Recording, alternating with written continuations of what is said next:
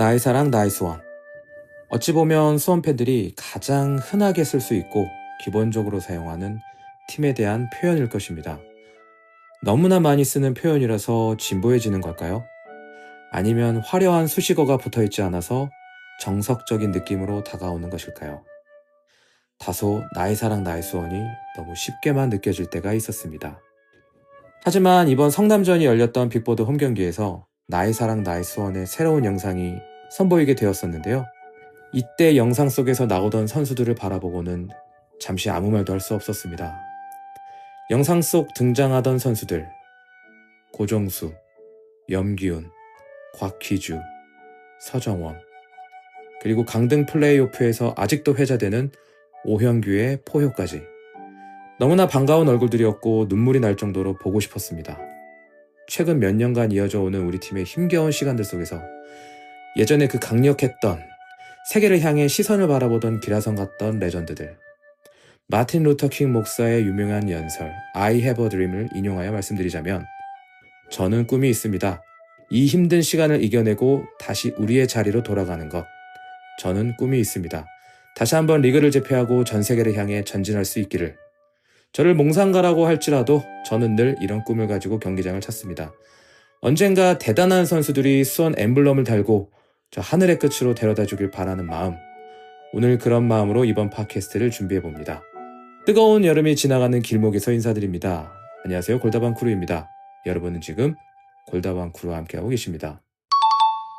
왜 경기장만 갔다 오면 이렇게 점점 몸이 쑤시고 아픈지 모르겠습니다. 주말 내내 피곤하더라고요. 마찬가지로 지난 경기에 대한 후유증이 조금 있으실 것 같은데요. 오늘도 자리해주신 분들과 인사 나누면서 시작하도록 하겠습니다. 안녕하십니까? 안녕하십니까. 경기장을 가지 않아도 이제는 피곤에 쩔어 사는 참독가 건었습니다. 반갑습니다. 네, 참독가님 나와주셨고요. 예, 안녕하십니까. 마찬가지로 온몸이 두들겨 맞은 듯 뻐근한 청주 사는 개랑 청사계 강윤입니다. 네, 강님까지 나오셨습니다. 좀 몸이 아프죠? 예, 저는 그런 게 그날은 아니죠. 너무 피곤하더라고요. 땀에 완전 절어가지고 맞아. 집에 돌아오면서 너무너무 피곤하더라고요. 그날 뭐 맛있는 것도 먹고 저는 좀 바쁘긴 했지만 그래도 경기도 어쨌든 그래도 뭐 아주 실망스럽게 끝난 건 아니라서 잘 돌아왔는데도 굉장히 지쳤었습니다. 이게 그 경기에 집중하는 정신적인 스트레스라고 할까요? 선수들만 받는 게 아니라 팬들도 받는 것 같아요. 그 기가 빨린다고 해야 되나? 맞습니다. 그날 제가 경기 끝나고 집에 오는데 왜 우리 동점골이 극적으로 터졌을 때 막 소리 질렀잖아요. 네네네. 그것 때문에 그런지 모르겠는데 편두통이 심하더라고요, 주말 내내. 온몸이 막 몸살 걸린 것 같은. 그래서 참 이번 여름도 우리 여름답게 보냈다 이런 생각이 좀 들었던 것 같아요. 빨리 더 선선해져서 축구 보기 좋은 계절이 왔으면 좋겠습니다. 그리고 저희가 지난주에 보이는 팟캐스트를 진행했었는데요. 주변 반응들이 나쁘진 않은 것 같더라고요. 좀 어떠셨습니까? 네, 일단 저는 매우 재밌었고요. 맞아요, 재밌었어요. 뭔가 진짜 약간 방송을 한다는 그런 느낌을 좀 받았어요. 정식 스튜디오에서 촬영하는 게 처음이다 보니까 그런 또 카메라 앞에서 여러 장비들도 있고 조명도 있고 하니까 확실히 전과는 좀 다른 느낌을 좀 많이 받았고요. 매주 이렇게 모여서 진행하면 정말 재밌을 텐데 그러지 못해서 좀 많이 아쉽다라는 생각을 했고요. 어쨌든 좋은 장소를 발견했으니까 우리가 맞아. 시즌 도중에는 좀 힘들겠지만 시즌이 끝나면 또 모일 수 있지 않을까 하는 그런 기대감이 생겨서 여러모로 되게 좋았던 경험이었던 것 같습니다. 네, 강유님은 어떠셨습니까? 근데 주변에서 좀 신선하다 이런 반응들이 좀 있었고 아무래도 영상을 통해서 접하니까 내용에 좀 더 집중하게 된다. 예, 그랬는데 솔직히 저는 제 거북목이 너무 불편하고. 그랬어요? 네. 난 티를 못 느꼈는데 그러셨구나. 대본만 보는 제가 너무 별로여가지고 좀 아쉽지만 재밌게들 보시니까 좋더라고요. 지금 그 영상을, 그러니까 저희 보이는 팟캐스트 영상을 보셨던 분들은 3명 다 카메라를 안 보냐, 그다음에 왜 모였는지도 잘 모르실 거예요. 그래서 저희가 나중에, 지금은 좀 설명드리기는 좀 어렵고 나중에 좀 시간이 지나면 이 부분 좀 해명 아닌 해명을 드릴 그 시간이 올 겁니다. 그때 가면 되게 그 후기가 또 재밌을 거거든요. 그래서 그거는 자세하게 오픈하도록 하겠습니다. 그럴 수밖에 없었던 사유가 있었다는 거. 저희가 대본도 최첨단 시대에 출력해서 봤지 않습니까? 그렇죠. 네, 그럴 수밖에 없었던 이유도 나중에 저희가 일부러 뭐 못해서 그런 게 아니라는 거, 이 자리를 빌어서 다시 한번 좀 말씀드리고요. 건어스님이 긴장을 좀 많이 하셨던 것 같더라고요. 많이 했어요. 카메라 울렁증이 있나 봐요. 평소엔 그렇게 잘하시던 분이. 그 지미스님이 들고 다니는 고프로 앞에서는 제가 좀 끼를 많이 부리는데 또 시키면 다 하죠. DSLR 카메라 앞에 서니까 또 안 되더라고요, 그게. 더 잘 잡아서 그런가, 영상을? 뭐 모르겠어요. 긴장되더라고요. 옆에서 이렇게 떨고 하는 게 느껴져가지고 아주 신선한 모습을 봤습니다. 그리고 또 강유님도 그날 솔직히 말씀드려서 피곤한 일정이었어요. 또 네네네, 일정들이 다. 그런데도 모여주셔가지고 좋은 경험을 했고, 저희가 기회 나는 대로 이런 보이는 팟캐스트를 한번 진행을 저희가 한번 해봤으니까 다음에 할 때는 더 잘할 수 있을 거예요. 그렇죠. 네, 더 잘할 거라 확신합니다, 저는. 그래서 기대 계속 많이 해주시면 좋을 거고요. 또 이번 주 안 보이는 팟캐스트를 한다고 해서 또 저희 떠나가시면 안 되고 계속해서 집중해서 들어주시면, 관심 가져주시면 감사하겠습니다.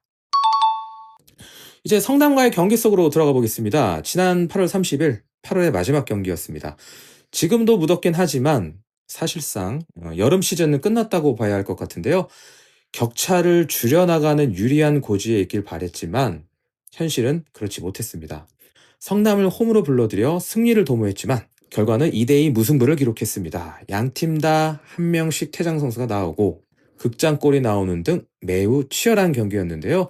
먼저 이 경기 보신 패널분들의 소감 듣고 이번 시간 이어나가도록 하겠습니다. 네, 경기를 중계로 다시 보는데 그 이진우 캐스터가 이런 말씀을 하시더라고요. 수원이 오늘도 그럴싸한 계획을 가지고 나왔지만 선제 실점을 허용하고 말았습니다. 이 변상환 감독의 시즌 전 인터뷰가 이제는 약간 조롱의 밈이 되어버린 게 아닌가 싶고요. 그러네요. 그런 뜻이 또 담겨있네요. 이 수원 팬으로서 정말 통탄하지 않을 수가 없는 그런 멘트였고, 역시나 평소에 입조심을 좀 해야 되겠다라는 걸 좀 다시 한번 느꼈습니다. 경기 내용은 스스로 위기를 자초하고 스스로 위기를 극복하는, 웃지도 울지도 못하는 그런 경기였다고 생각합니다. 요즘 유행어로 스불제. 뭐예요? 스스로 불러온 재앙. 스스로 불러온 재앙에 짓눌려. 이걸 모르시나? 왜 이렇게 이런 거 잘하세요? 아하, 이거. 역시 트렌드에 민감한 남자, 트민남이시고. 그 앞으로 중계를요, 음성어를 하고 보세요. 혼자 집중하면서 그러시길 추천드리고요. 또 우리 강초희님, 강유님의 소감도 들어보도록 하겠습니다. 이 강팀의 조건이 비길 경기를 이기고 질 경기는 비기는 거다라고 하잖아요. 이 마지막 로빈의 첫 경기에서 일단 질 경기였는데 비겼다. 그걸 생각하면 다시 강팀으로 거듭나는 첫 번째 레슨을 통과했다라고 봤습니다. 매우 긍정적으로. 네. 두 번째 레슨도 필요한가요, 그러면? 좋은 건 너만 알기인데 두 번째 레슨은 우리만 좋게 잘할지 부산을 지켜봐야겠죠. 다음 경기가 매우 또 중요해지는 순간인 것 같습니다. 그 선발 라인업은 어느 정도 예상이 되었던 부분이었는데요. 그 이 중에서 조윤성 선수가 다시 한번 선발로 나오게 되었는데 이 부분은 조금 예상을 벗어났다고 봐야 할까요? 저는 조윤성 선수의 선발은 납득이 가는 면이 있으면서도 한편으로는 걱정스러운 점이 좀 많았던 선발이었는데요. 리스크가 어느 정도 있던 납득할 만한 선택. 네, 이제 허성전 리뷰에서도 말씀드렸듯이 조윤성 선수가 지난 시즌에 공중볼 경합에서 특출난 모습을 보여줬습니다. 그렇죠. 네, 2024 시즌 기준으로 공중 경합 승리 총 119회, 경기당 4.5개로 지난해 K리그2 전체 선수 중 4위를 기록했어요. 탑5 안에 드는 수치죠. 네, 그러니까 대단한 거였고, 또 상대 공격수인 성남의 후이즈 선수가 올 시즌 공중경합 승리 총 78회, 경기당 3개로 리그 전체에서 7위를 기록하고 있습니다. 공격수로서는 굉장히 좋은 거죠. 네, 그러니까 빅버드에서 있었던 지난 경기에서도 헤딩골을 터뜨린 기억이 있죠. 그래서 공중 경합이 좋은 조윤성 선수로 후이즈를 맡겠다라는 거는 그런 기록상으로 의도가, 봐서는 분명 나쁘지 않은 판단이다라고 볼 수 있습니다. 그런데 말입니다.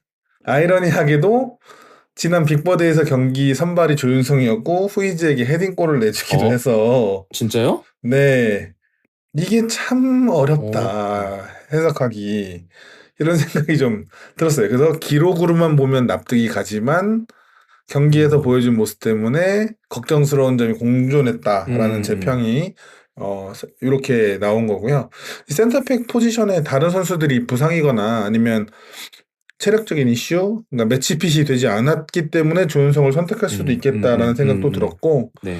뭐 혹은 우리는 모르는 훈련장에서의 모습을 보고 감독이 결정했을 수도 있기 때문에 뭐 선발한 것에 대해서는 어쨌든 나름의 이유가 있었을 것이다라고 생각을 했지만 어쨌든 경기력적으로는 좋았냐 나빴냐 하면 아주 나빴다라고 하긴 어려웠거든요. 일단 그 퇴장 전까지만 봐서는 네. 그렇지만 결국 퇴장을 당했기 때문에 아쉬운 플레이가 됐다라고 볼 수밖에 없을 것 같습니다. 그러니까 이해는 되는 선택이나 결과가 안 따라주지 않았나 뭐 이렇게 볼 수 있을 것 같은데요. 건너스님은 어떻게 보고 계셨는지? 뭐 일단 권한규 선수의 회복이 완전하지 않았던 게 아닌가라는 생각을 좀 하고요. 그러면 이제 사실은 조윤성 선수 말고는 쓸 카드가 없다라는 생각도 들어요.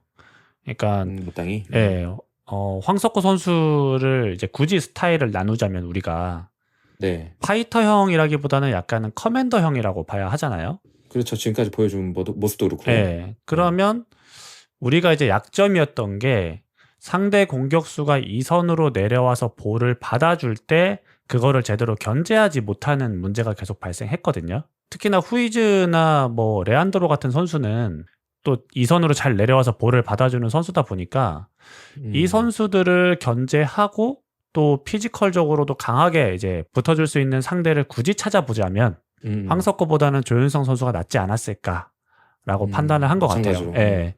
뭐 이날 실제로 후이즈 선수가 2개의 슈팅을 기록했는데 이 조윤성 선수가 퇴장당하기 전까지 1개의 슈팅을 했는데 그것도 위협적이지 않은 위치에서의 슈팅이었거든요. 그러니까 강윤님 말씀하신 대로 조윤성 선수가 나름 본인의 역할을 잘 했었어요. 나쁘지 않았네. 예. 근데 이 선수의 뭐 단점이라고 할 수 있죠. 약간 무리한 수비. 카드 캡처 기질도 있고. 예. 그런 것들이 이번 경기에서 좀 치명적으로 작용한 게 아닌가. 예, 이렇게 생각합니다. 근데 지금 느낌상으로는 그 최근 경기에 일류첸코가 또 2번 퇴장당한 것도 있었고 이번에도 뭐 이야기를 안 할 수가 없을 것 같습니다. 그 조윤성 선수도 퇴장이 또 발생을 했단 말이죠. 이렇게 단기간 일시적인 기간에 우리 선수가 이렇게 퇴장이 자주 나온 적이 있었나 싶은데 뭐 일시적으로 봐야 할지 이것도 근데 문제가 좀 있다라고 봐야 되지 않을까? 뭐 그런 생각이 좀 들거든요. 일단 이게 사실은 경고 누적으로 퇴장 당한 게 아니라서 이게 심한 그쵸. 반칙으로 퇴장이 나왔잖아요. 다이렉트. 예. 뭐 일류첸코 선수도 뭐 팔꿈치 가격이었고 이번에 이제 조윤성 선수는 이제 발목을 가격한 이제 깊숙한 태클이었는데 저는 이 두 상황을 조금 다르게 봐야 한다고 생각을 해요.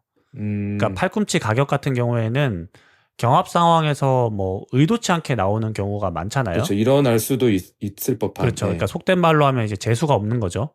근데 이 태클 같은 경우에는 뭐 1차적으로는 조윤성 선수의 판단이 매우 아쉬워요. 근데 이게 그러면 이렇게까지 이어질 상황인가라고 또 생각을 해보면 그렇지도 않거든요.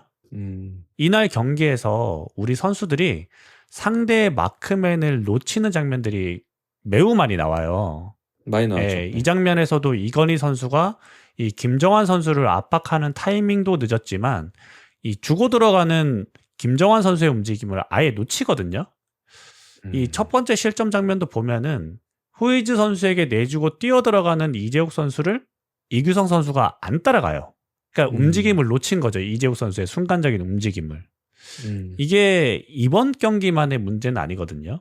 이게 계속 뭐 한두 경기가 아니라 계속 발생하고 있는데, 뭐 저는 이 장면에서 이건희 선수가 뭐 잘못했다 이렇게 말씀드리고 싶진 않지만, 네. 이렇게 개인 마크맨을 쉽게 놓치게 되니까 이 동료가 끌려나갈 수밖에 없는 상황이 발생하게 되고, 무리한 상황이. 예, 그러다 계속, 보면 이제 무리한 수비를 할 수밖에 없는 거죠. 그것도 또 일리가 있는 예, 얘기네요. 그러니까 이게 뭐 개인들의 역량의 문제인지 아니면 감독의 지시가 디테일하지 않은 건지 뭐 알 수는 없는데, 뭐 이번 퇴장 같은 경우는 좀 참담하다고 해야 되나요? 좀 답답합니다. 이런 상황이 생긴 엎친 거에 데 대해서. 덮친 격으로. 예. 이어서 한번 계속 들어보겠습니다. 이 퇴장이라는 문제가 계속 발생하기 때문에 거시적인 측면에서는 팀 전체 팀적인 문제다라고 볼 수 있어요. 특히 이제 뭐 어떤 분들은 코칭 스태프의 선수 관리라는 측면에서 비판을 하기도 하고요. 그럴 수 있지만 좀 더 미시적으로 들여다본다면 그 퇴장마다 각기 다른 이유로 발생했기 때문에 퇴장이라는 사건에 대해서 이게 이제 연속적으로 불운하게 발생하고 있는 거지, 이게 어떤 문제점이 일반화할 수는 있어서 없다. 발생하는 문제는 아니다라는 생각을 해요.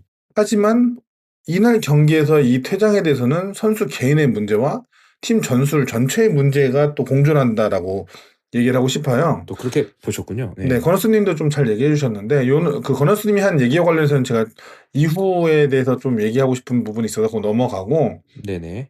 퇴장에 대해서만 좀 더 얘기를 하자면, 후반 1분경에 이제 후반 시작하자마자죠. 수원이 전진하면서 성남만 압박이에요. 그래서 이 장면을 아마 이제 뭐 다시 돌려볼 수 있을까 돌려보면, 수원의 선수 7명이 하프라인을 넘어갑니다. 그러면 뒤에 몇 명이 남죠? 3명이 남겠죠. 3명이 남죠. 예. 그러니까 상당히 전진해서 압박을 하는 거죠. 물론 반대편에는 좀 처져서 있었지만 사이드라인을 넘어간 숫자만 봐도 7명이에요.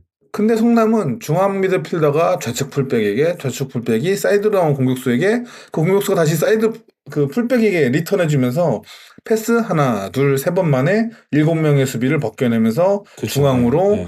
그 상대 풀백인 박광일 선수가 공을 몰고 나오는 장면이 보입니다. 그러니까 매우 무의미한 압박을 시도했고, 그것을 성남이 매우 효과적으로 풀어냈다는 거죠.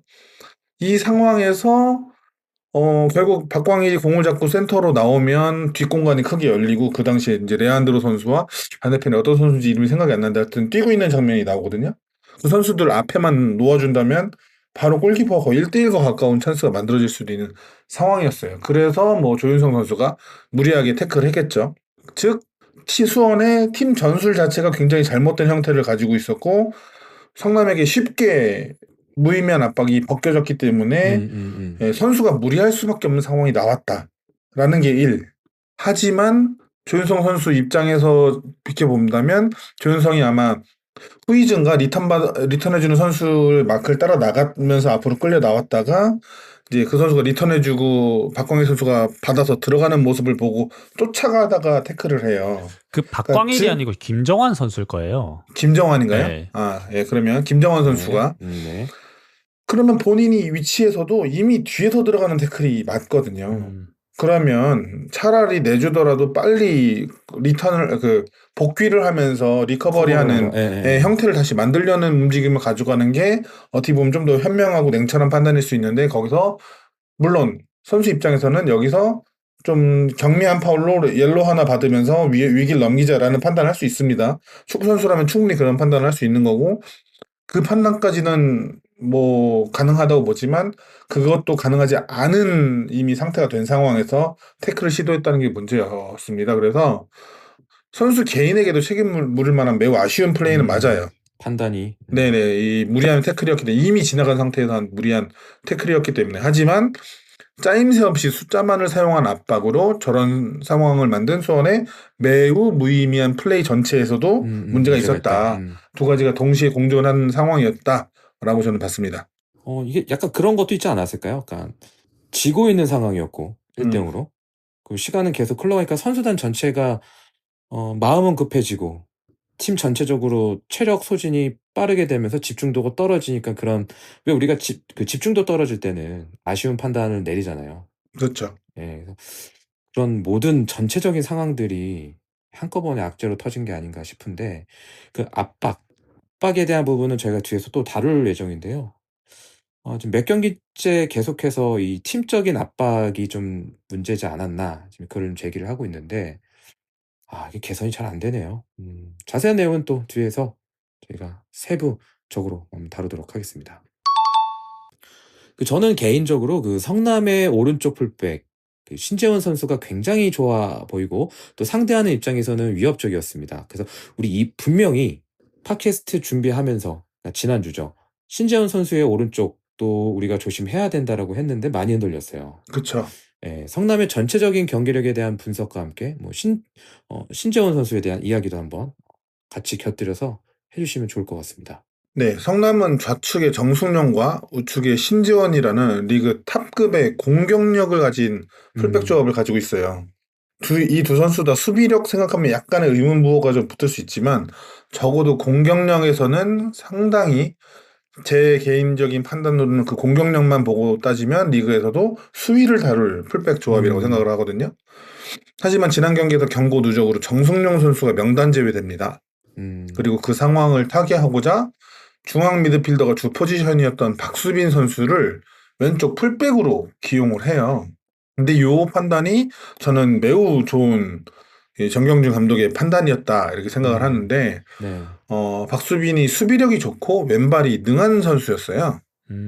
그래서 왼쪽 풀백으로 위치를 하면서 수원의 오른쪽 공격을 굉장히 잘 막아내고 역습시 좋은 패스를 전달하는 역할을 매우 잘 수행합니다. 그래서 수원은 오른쪽 공격이 주 루트였음에도 불구하고 제대로 된 공격을 오른쪽에서 만들지 못했고 오히려 박수빈은 17개의 전진 패스를 성공시키는데 이게 전진 패스가 아마 성남의 전진 패스 최다 기록일 거예요. 개인 최다. 예, 성남의 빌드업과 역습에 굉장히 많은 기여를 합니다. 그리고 수비적으로 좀 안정적인 역할을 해줄 수 있는 박수빈이 왼쪽에 있으니까 반대편에 신재원은 마음 놓고 전진할 수 있게 되는데요.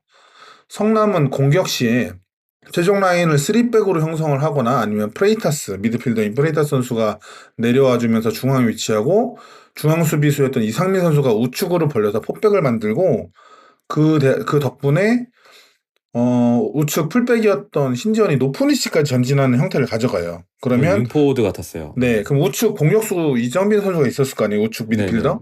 이 선수가 미드필더가 중앙으로 들어와 줍니다. 그러면서 신지원에게 공간을 만들어줘요.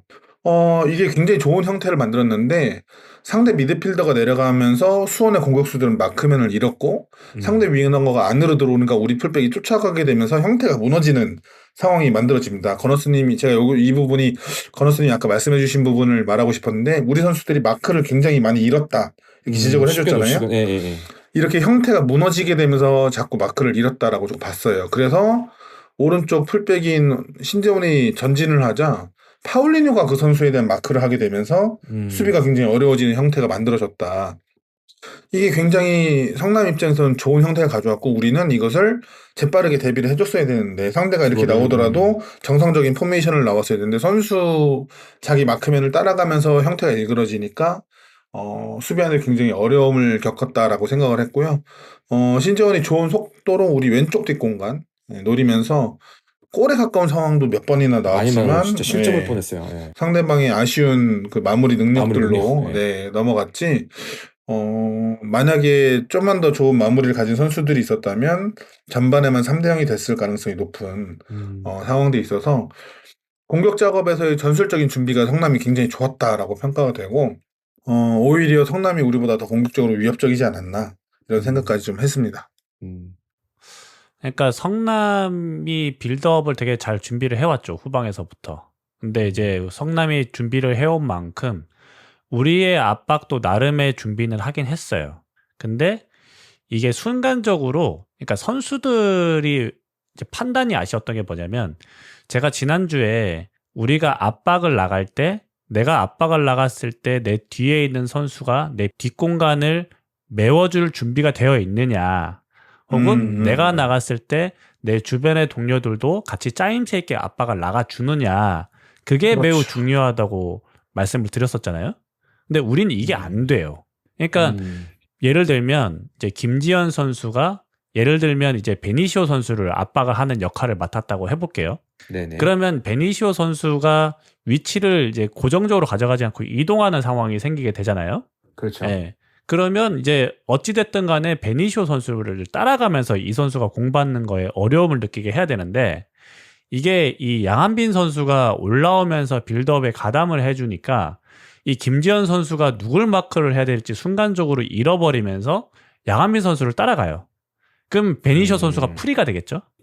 그렇죠. 네, 그러니까 이런 식으로 성남이 계속해서 프리한 사람을 한 명씩 계속 만들어내요. 그러니까 그 말은 우리가 짜온 압박을 선수들이 수행을 못했다거나, 그러니까 선수들의 판단이죠. 순간적인 선수들의 판단이 그 상황을 따라가지 못하니까 성남이 계속해서 쉽게 풀어나오는 상황이 많이 발생했거든요. 그렇군요. 네.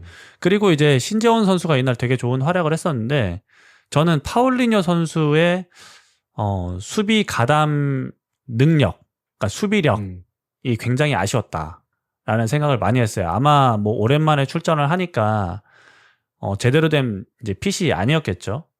박지원 선수가 만약에 나왔었더라면 아마 우리가 대처하는데 좀 더 편했을 수도 있어요. 박지원 선수는 그런 수비 가담이 되게 좋은 선수니까. 그렇죠. 예. 깊게 내려와서. 예. 근데 파울리뇨 선수가 뛰어 들어가는 신재원 선수를 놓치면서 좀 신재원 선수가 활약할 수 있는 그런 상황을 좀 많이 만들었다고 생각하고요. 이 레안드로 선수나 후이즈 선수가 이 센터백을 끌고 측면으로 계속 빠지거든요. 이제 그러면서 이정빈 선수가 안으로 들어오니까 또 이정빈 선수에게 이기재 선수가 끌려간다던가 또 이런 상황이 발생하고 그런 식으로 우리 선수들이 계속 끌어내는 움직임에 우리 선수들이 이제 대응을 못하면서 좀 측면에서 좀 위협적인 장면을 많이 내줬다. 예, 이렇게 봤습니다. 그 왜 보통 그 수비를, 그러니까 뭐 변형 수비를 세우면서, 그러니까 한쪽에 있는 풀백을 깊게 전진시켜서 이제 공격의 주 전술로 쓰는 팀들 있잖아요. 그렇죠. 뭐 우리도 예전에 이기재를 그렇게 쓰려고 했었었고. 예, 근데 그 신재원 선수를 보니까 뭐 상대이긴 하지만 좀 대단하다고 생각했던 게 뭐였냐면 이 롤이 가능하려면은 공을 길게 넘어오는 거를 자기가 공격할 수 있게끔 잡아놓는 능력도 좋아야 될 거고. 기본기가 있다. 네, 그쵸. 크로스도 좋아야 될 거고, 크로스를 뭐 위시한 뭐 마무리 능력이랄까요? 그 부분도 좋아야 될 거고, 그 사이드 전체 지역에 대한 그 관여력이 굉장히 좋아야 된다고 생각하는데, 그쪽, 그러니까 성남의 오른쪽, 전반전의 오른쪽의 공격 루트를 보면은 저희가 이석 바로 앞이잖아요, 그쪽이. 하필이면은 고속도로가 열린 것처럼 열려 보이더라고요. 그러니까 이게 상대팀 입장에 대해서 보니까 좀 열불나기도 하고, 저 선수 좋구나. 저는 또 얼굴이 또 비슷하게 생겨갖고 또 신태용 선수가 은퇴를 번복하고 다시 돌아온 거 아닌가. 뭐 이런 생각이 들 정도로 상대팀을 굉장히 칭찬해주고 싶은 플레이를 하지 않았나 싶고요. 제가 강윤님한테도 그 얘기를 했었잖아요. 이 선수가 기량이 만개한 것 같은데 동 포지션에 우리 이건희 선수도 언젠가는 기량이 만개하는 날이 빨리 왔으면 좋겠다. 그래서 상대 팀들로부터, 상대 팀 팬들로부터도 이렇게 칭찬받을 수 있는 날이 왔으면 좋겠다. 네, 이런 생각을 좀 해봤습니다. 그래서 좀 부럽긴 했는데 그래도 우리 선수들이, 젊은 선수들이 잘 성장해 줄 것으로 믿어보도록 하겠습니다. 보니까 김지현 선수나 이규성 선수도 굉장히 지친 모습이었는데요. 어찌 보면 이 선수들 말고도 팀 전체 에너지가 많이 떨어져 보인 티가 났습니다. 수치상으로 많이 뛴 것으로 나타날 수는 있겠지만 과연 체력을 이렇게 사용해가면서 효율적으로 했냐? 의문이 가는 것도 사실이거든요. 아마 두 선수 모두 다른 선수들에 비해서 이제 로테이션이 부족하다 보니까 체력적으로 많이 힘들었을 거라고 생각을 하고요.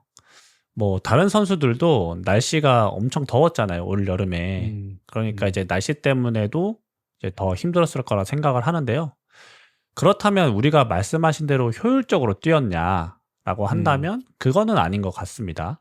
일단은 뭐 후반전은 제외하고 전반전만 놓고 봤을 때 5분 만에 선제 실점을 당했기 때문에 라인을 올릴 수밖에 없는 상황인 건 맞거든요.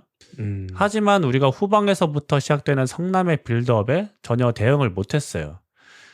지난 시간에 성남의 후방 빌드업이 압박에 취약하다. 수비에서 미드필더로 내줄 때 상황을 우리가 노려야 한다라고 했었는데 뭐 전혀 노리지 못했죠. 그렇다면 우리의 전방 압박은 왜 매번 이렇게 위협적이지 않을까? 상대가 왜 이리 잘 벗겨서 나올까를 좀 음. 생각해 보면 전 두 가지 이유가 좀 있을 것 같아요. 뭔가요? 네, 첫 번째는 목적이 불분명하다. 네. 아, 그러니까 아마 예전에 매우 동의합니다. 예전에 강윤님께서 한번 말씀을 해주신 적이 있으셨던 것 같은데 압박을 할 때는 상대를 몰아야 하잖아요. 아, 네, 맞습니다. 그러니까 유도하는 거죠. 공을 이쪽으로밖에 패스하지. 잃어버릴 수 있게끔. 예. 그러니까 공을 한쪽으로만 패스할 수 있게끔 몰아야 되는 거예요. 의도적으로. 이제 그거를 대부분 측면으로 몰죠. 맞습니다. 공을 측면으로 보낼 수밖에 없게 압박을 하고 승부처에서 이제 이런 말 쓰면 안 되지만 쇼부를 봐야 돼요. 아, 승부라는 뜻입니다. 승부를 봐야 됩니다. 거기서 이제 공을 빼앗아야 됩니다. 압박을 해서. 일어전 공자라서 그렇습니다. 네. 근데 이제 그거를 못 합니다. 우리는. 압박을 하는데 이게 무슨 목적을 가지고 압박을 하는 건지 어디로 몰고 있는 건지가 좀 불명확해요. 그냥 전진만 하는 느낌이네요. 거의 방어기만 하는. 예. 김연우의 이별 택시 압박. 그러니까 이제 쉽게 얘기하면 그냥 개별 어디로 압박을 가야 한다는 하죠, 거예요. 아저씨? 계속해 네. 주시죠. 그러니까 이제 팀 압박이 아니라 개별 압박이라는 표현이 이제 되는 거죠. 근데 진짜 이 말도 웃기지 않아요? 개발 압박이라는 게. 그렇죠. 네, 팀 그거 그냥 스포츠에서. 포장에 할 수 있는 그냥 표현일 뿐이죠. 그렇죠. 네, 예. 맞아요. 그러니까 두 번째는 뭐 제가 이제 명확한 단어가 떠오르진 않는데, 그러니까 쉽게 얘기하면 디테일이라고 생각해요. 저는 디테일. 예. 그러니까 쉽게 예를 들면 공격하는 입장에서 상대의 압박을 풀어나오는 데 있어서 가장 중요한 건 뭐라고 생각하세요? 우리가 공격을 할 때 상대의 압박을 풀어나오는 데 있어서 가장 중요하다고 생각하는 거. 가장 중요한 거? 예. 빈자리. 빈자리, 그쵸? 빈자리, 마른 자리, 가라니 쉬고. 네, 프리맨을 만드는 거잖아요. 네. 그럼 수비하는 쪽에서는 프리맨이 생기지 않도록 압박을 해야 됩니다. 그쵸. 네, 그러니까 뭐 수비에서 한 명이 점프를 뛰어서 미드필더를 막아주면서 1대1 마크를 하던 아니면은 뭐 한쪽으로 몰던 아니면 반대편은 포기를 하고 한쪽으로 에워싸던 뭐 여러 가지 방법이 있겠죠. 그러니까 프리맨이 생기지 않도록 압박을 해야 되는데 우리는 전방에서는 맨마킹을 해요. 전방에 한 5-6명은 맨마킹을 해요. 근데 수비에서는 지역 방어를 합니다. 그러니까 공수의 간격도 벌어질 뿐만 아니라 공격수가 2선으로 내려가면 그냥 프리맨이 되는 거예요. 그 공격수가. 한꺼풀 벗겨내면 그냥 그러니까 그냥 후방에서 내려온 전방의 공격수를 향해서 롱볼을 때려버리면 앞에 한 7명이 그냥 나가 떨어지는 거예요. 우리는.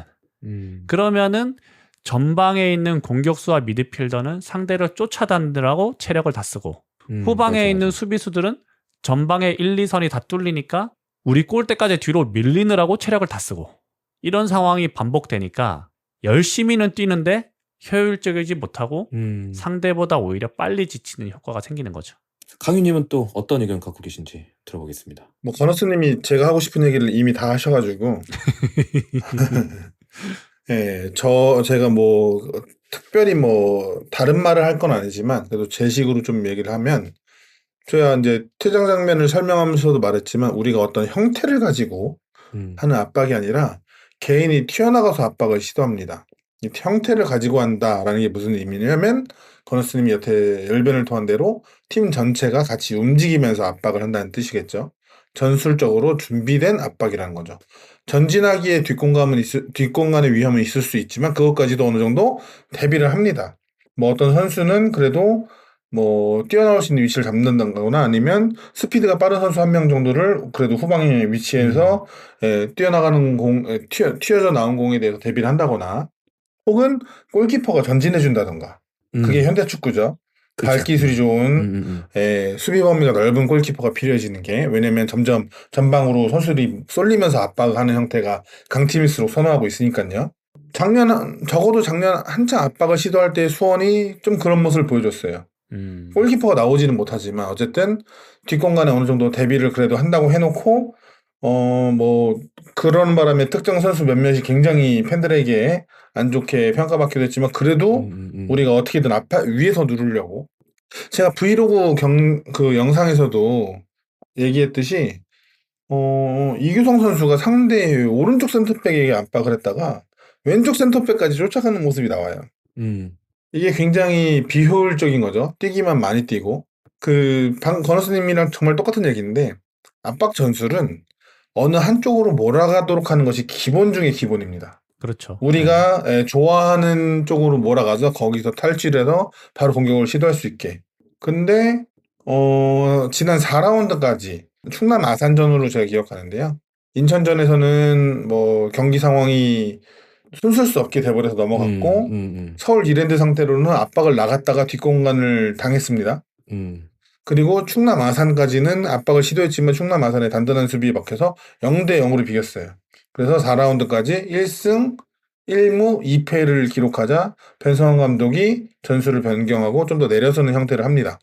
그래서 그 이후로는 그런 것을 보여주지 않아요. 시즌 초반 경남이나 부천과의 경기처럼 공격수 선수들의 컨디션이 매우 좋으면 개인이 수비에게 빨리 붙어서 공을 탈취해냅니다.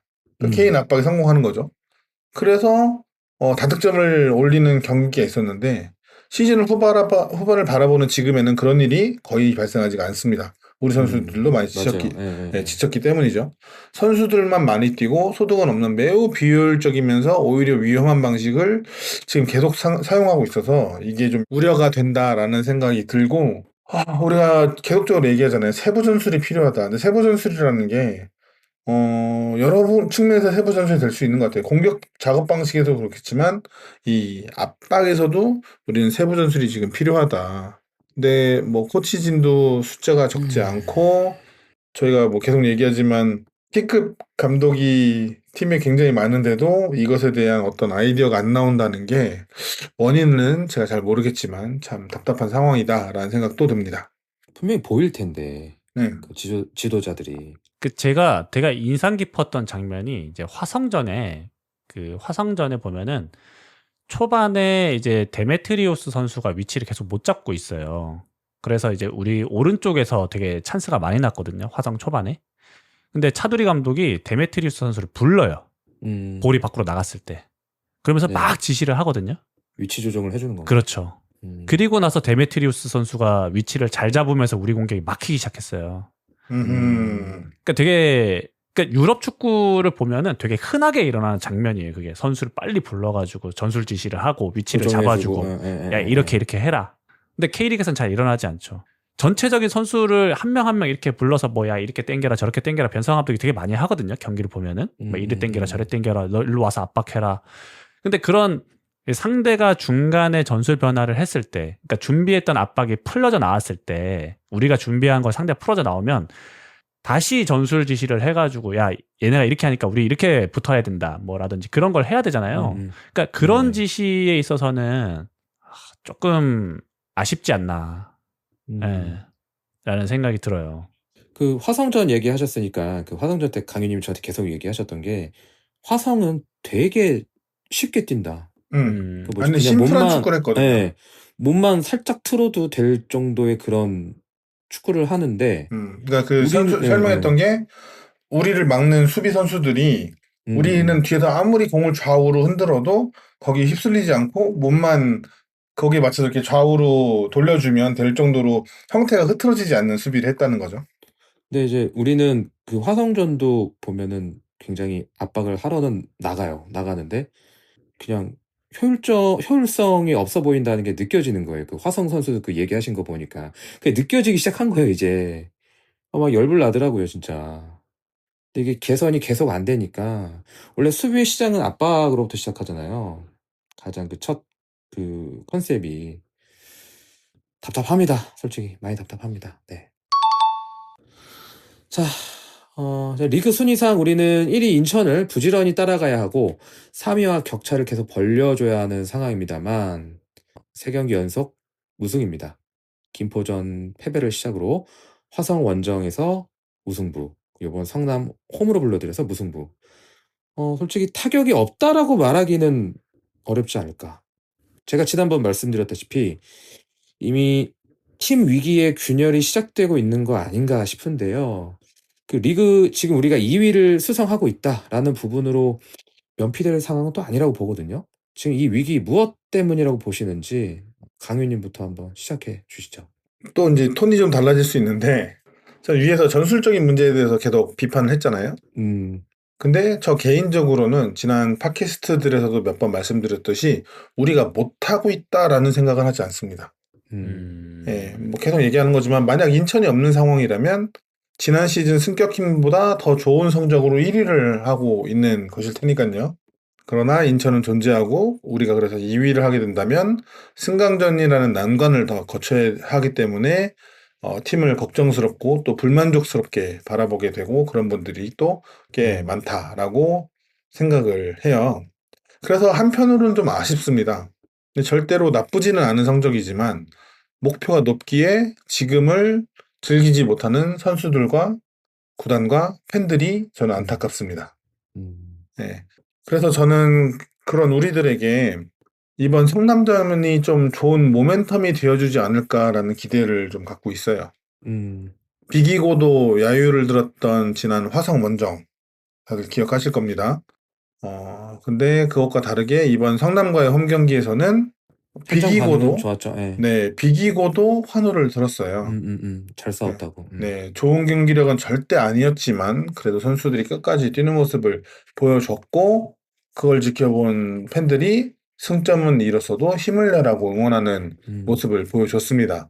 선수들도 코칭 스태프들도 이 팀의 팬들이 무엇을 원하는지 분명히 지켜보고 느낀 경기다라고 저는 생각을 해서 뭐 질문으로 돌아가자면 이런 식으로가 아닌 그냥 허무한 경기력으로 게임을 비기거나 졌다면 저도 위기가 닥쳤다 라고 말을 했을 텐데 어쨌든 지난 성남전 막판에 보여준 것들 이게 희망적이지 않을까? 네, 우리가 말하는 그 투혼이라는 것들을 생각할 때는 그래도 다시 나아갈 힘을 팀과 서포터즈 모두가 좀 얻지 않았나 라는 생각은 합니다. 근데 건우스님 표정이 매우 안 좋네요. 어떠세요? 한번 쏟아주시죠. 보다. 일단 뭐 정리가 안 되기 때문에 길게 얘기할 수는 없을 것 같고요. 저는 어쨌든 강윤님의 말은 좀 동의하기 좀 힘들다고 생각해요. 네, 얘기해 주세요. 왜냐하면 그러니까 쉽게 얘기하면 그래요. 그냥 뭐 우리 잘하고 있는데 더 잘하는 놈 있으면 어떡해. 이겨내야죠. 근데 더 잘하는 놈 있으면 우리가 더 잘해야죠. 그 더 잘하는 놈이 있다고 해서 지금 우리의 성적이 작년보다 낮기 때문에 만족스럽다? 저는 좀 동의하기 어렵고요. 그러니까 지금 현재 위기라고 느껴지는 이유는 그냥 올 시즌의 경기력 때문이라고 저는 생각해요. 네, 그냥 올 시즌만의 경기력 그리고 최근에 뭐 좀 처참하다고까지 표현할 수 있는 그런 경기력들을 포함해서 그런 것 때문에 저는 이제 뭐가 생각나냐면 작년 염기훈 감독 부인 초반과 같은 분위기라고 생각하거든요. 네.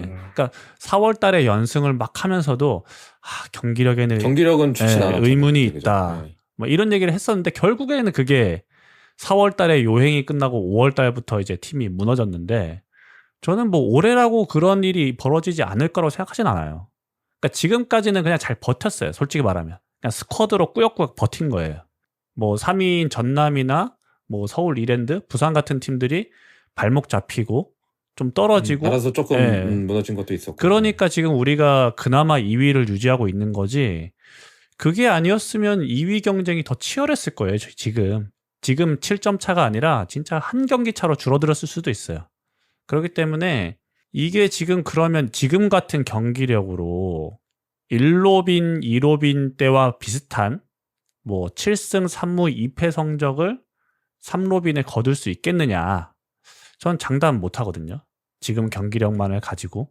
그러면 플레이오프 진출권인 5위 안에 머무른다 하더라도 아래 팀들과의 플레이오프 경기에서 우리가 과연 승리할 수 있을까? 승리한다면 리그 1팀과 승강 플레이오프에서 이길 수 있을까?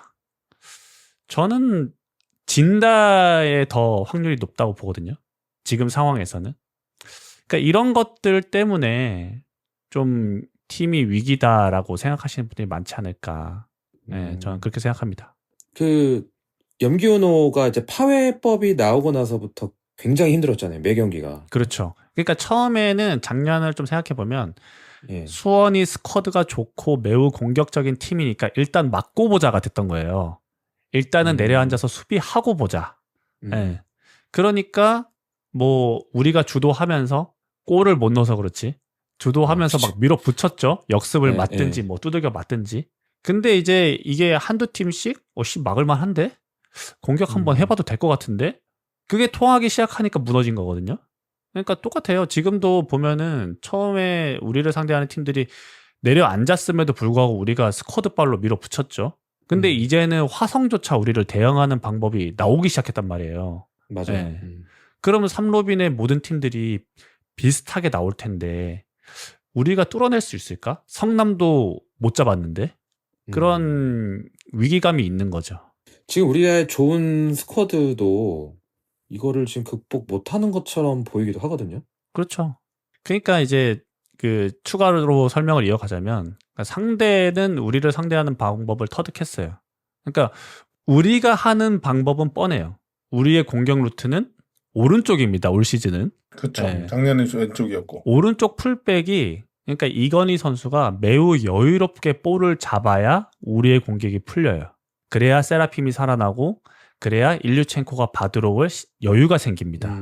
상대방이 이제 이걸 대비하고 있어요. 이번 성남전에서도 보면은 이준상 선수가 오른쪽으로 공이 오면 5백으로 내려가 있다가 이건희 선수에게 공이 향할 것 같으면 전방으로 빠르게 압박해서 이건희 선수가 백패스를 할 수밖에 없는 상황을 계속 만들거든요. 그러니까 이건희 선수가 아무것도 못했잖아요. 성남전에. 왼쪽에서는 좀 제 기준에서는 오른쪽보다는 좀 헐거웠어요. 이정빈 선수가 수비력이 좋은 선수가 아니다 보니까 차라리 중앙 쪽으로 가도 가담해주고. 네, 차라리 이기재 선수가 적극적으로 올라갔으면 오히려 왼쪽에서 좀 통했을 수도 있어요. 근데 우리는 오른쪽만큼이나 왼쪽의 세부 전술이 그렇게 세밀하지 않아요. 그러니까 수원은 오른쪽만 막으면 일단 끝. 그러면 남은 하나가 일류첸코나 김지현 선수가 내려와서 연계해 주는 거거든요. 네네. 그러면 일단 중앙으로 좁혀. 일류첸코가 나가면 센터백 하나 나가. 몸으로 비벼. 그럼 끝이에요. 그 두 개 막으면 아무것도 못해요. 저희. 팬인 저도 압니다. 전문가가 아닌 저도 알아요. 상대팀 감독이 모를 리가 없죠. 우리 팀 스텝진도 모를 리가 없죠. 네. 근데 못 뚫어내잖아요. 상대방이 계속 올 시즌 내내 25경기째 인천 빼면 25경기째 5백을 씁니다. 못 뚫어냅니다. 네. 문제죠. 이게 걱정되는 게 이제 한 개 로빈만 남았는데 지금 모든 팀들이 지금 말씀하신 대로 해답 나왔다. 이렇게 하자. 그래서 그러니까 물론 우리가 스쿼드가 좋은 건 있어요. 그래서 제가 느끼는 두려움은 이겨야 되는 경기를 비기고 그러니까 이거죠. 그러니까 예전 같았으면 졌을 법한 경기를 스쿼드의 힘으로 그냥 겨우 무승부. 그래서 무승부가 많아지는 로빈이 진행되면 어쩌나라는 좀 걱정이 있거든요. 좀 어떻게 해야 우리가 위닝 멘탈리티를 되찾는다고 할까요? 좀 어떻게 해야 지금 이 어려운 난관을 하고 지금 전술을 개편할 수도 없고. 전술을 참 좋을 개편할 것 수는 같아요. 있죠. 전 전술을 개편한 걸 할 수는 있고, 예, 그거는 빨리 해야 된다고 생각하고, 뭐 위닝 멘탈리티는 솔직히 간단하게 말하면 이기면 찼습니다. 맞습니다. 계속 이겨나가면 우리 강팀이구나, 우리 할 수 있구나 하면서 찾기 때문에 남은 로빈에서 최소 5연승 이상 거두다 보면 뭐 선수들이 찾을 수 있습니다. 근데 이제 그게 지금까지 그러니까 우리가 계속 얘기하는 게 개연성이라는 게 있어야 되잖아요. 그러니까 현실은 상상과 달라서 갑자기 어떤 모멘텀이 있다고 그 팀이 확 익혀야 되진 않을까. 연승을 달리지 않잖아요. 보통은 북산 엔딩이죠. 그러나 이 표지가 이 사진이 표지로 쓰일 일은 없었다. 네. 가장 최고 전국 재패를 했던 팀을 꺾고 나서도 그 팀이 그 모멘텀을 이어가지 못하는 그 내용이잖아요. 근데 특별한 어떤 발화점이 생기지 않는 이상은 그 발화점이 이제 어떤 것이 될지 모르겠지만 우리 팀의 상황이 갑자기 드라마틱하게 반전이 되기는 어렵다라고 생각은 하긴 해요. 우리 팀 파해법을 알았다는 것에 굉장히 동의를 하면서도 저는 그런 생각은 있어요.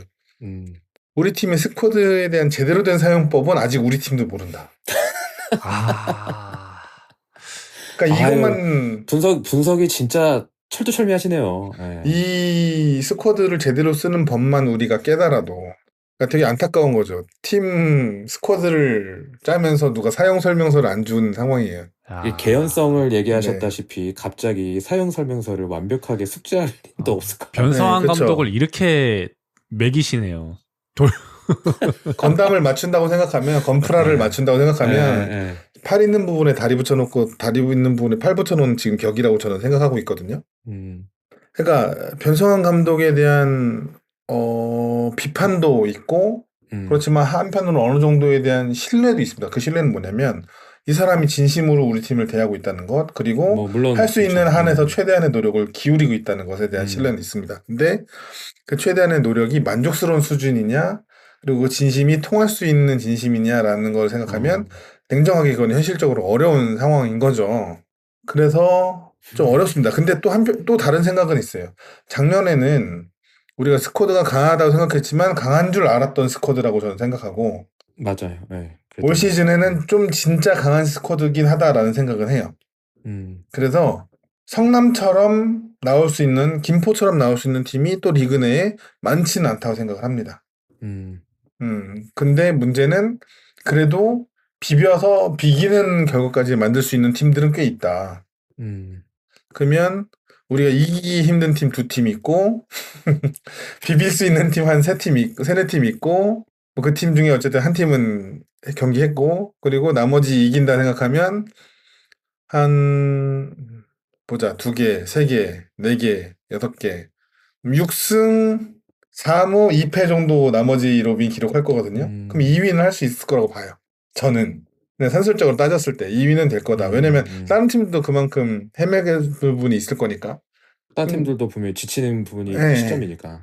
그래서 그 아이러니한 거죠. 완벽하게 무너지진 않을 거지만 큰 반전을 기대하진 않습니다. 근데 그냥 여태까지 흘러온 수치상으로 계산을 해봤을 때는 2위는 유지가 가능해 보인다.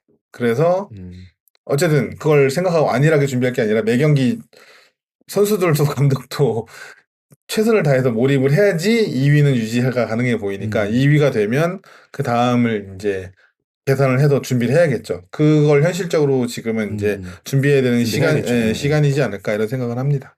그 말씀하시는 거 들어보니까 약간 그런 느낌 들어요. 아, 이러지도 저러지도. 분명히 이것도 이해되는데 현실적으로 또 이렇고. 그래서 딱 2위인가 봐요, 지금. 결국 그걸 극복 못하니까. 하여튼 빨리 뭔가 이런 반전의 계기를 이 팀이 마련을 했으면 좋겠습니다. 그래서 더운 날씨에 뭐 코칭 스태프 또 감독님 고생 많으신데요. 빨리 우리의 위닝 멘탈리티를 되찾아 주셨으면 좋겠습니다.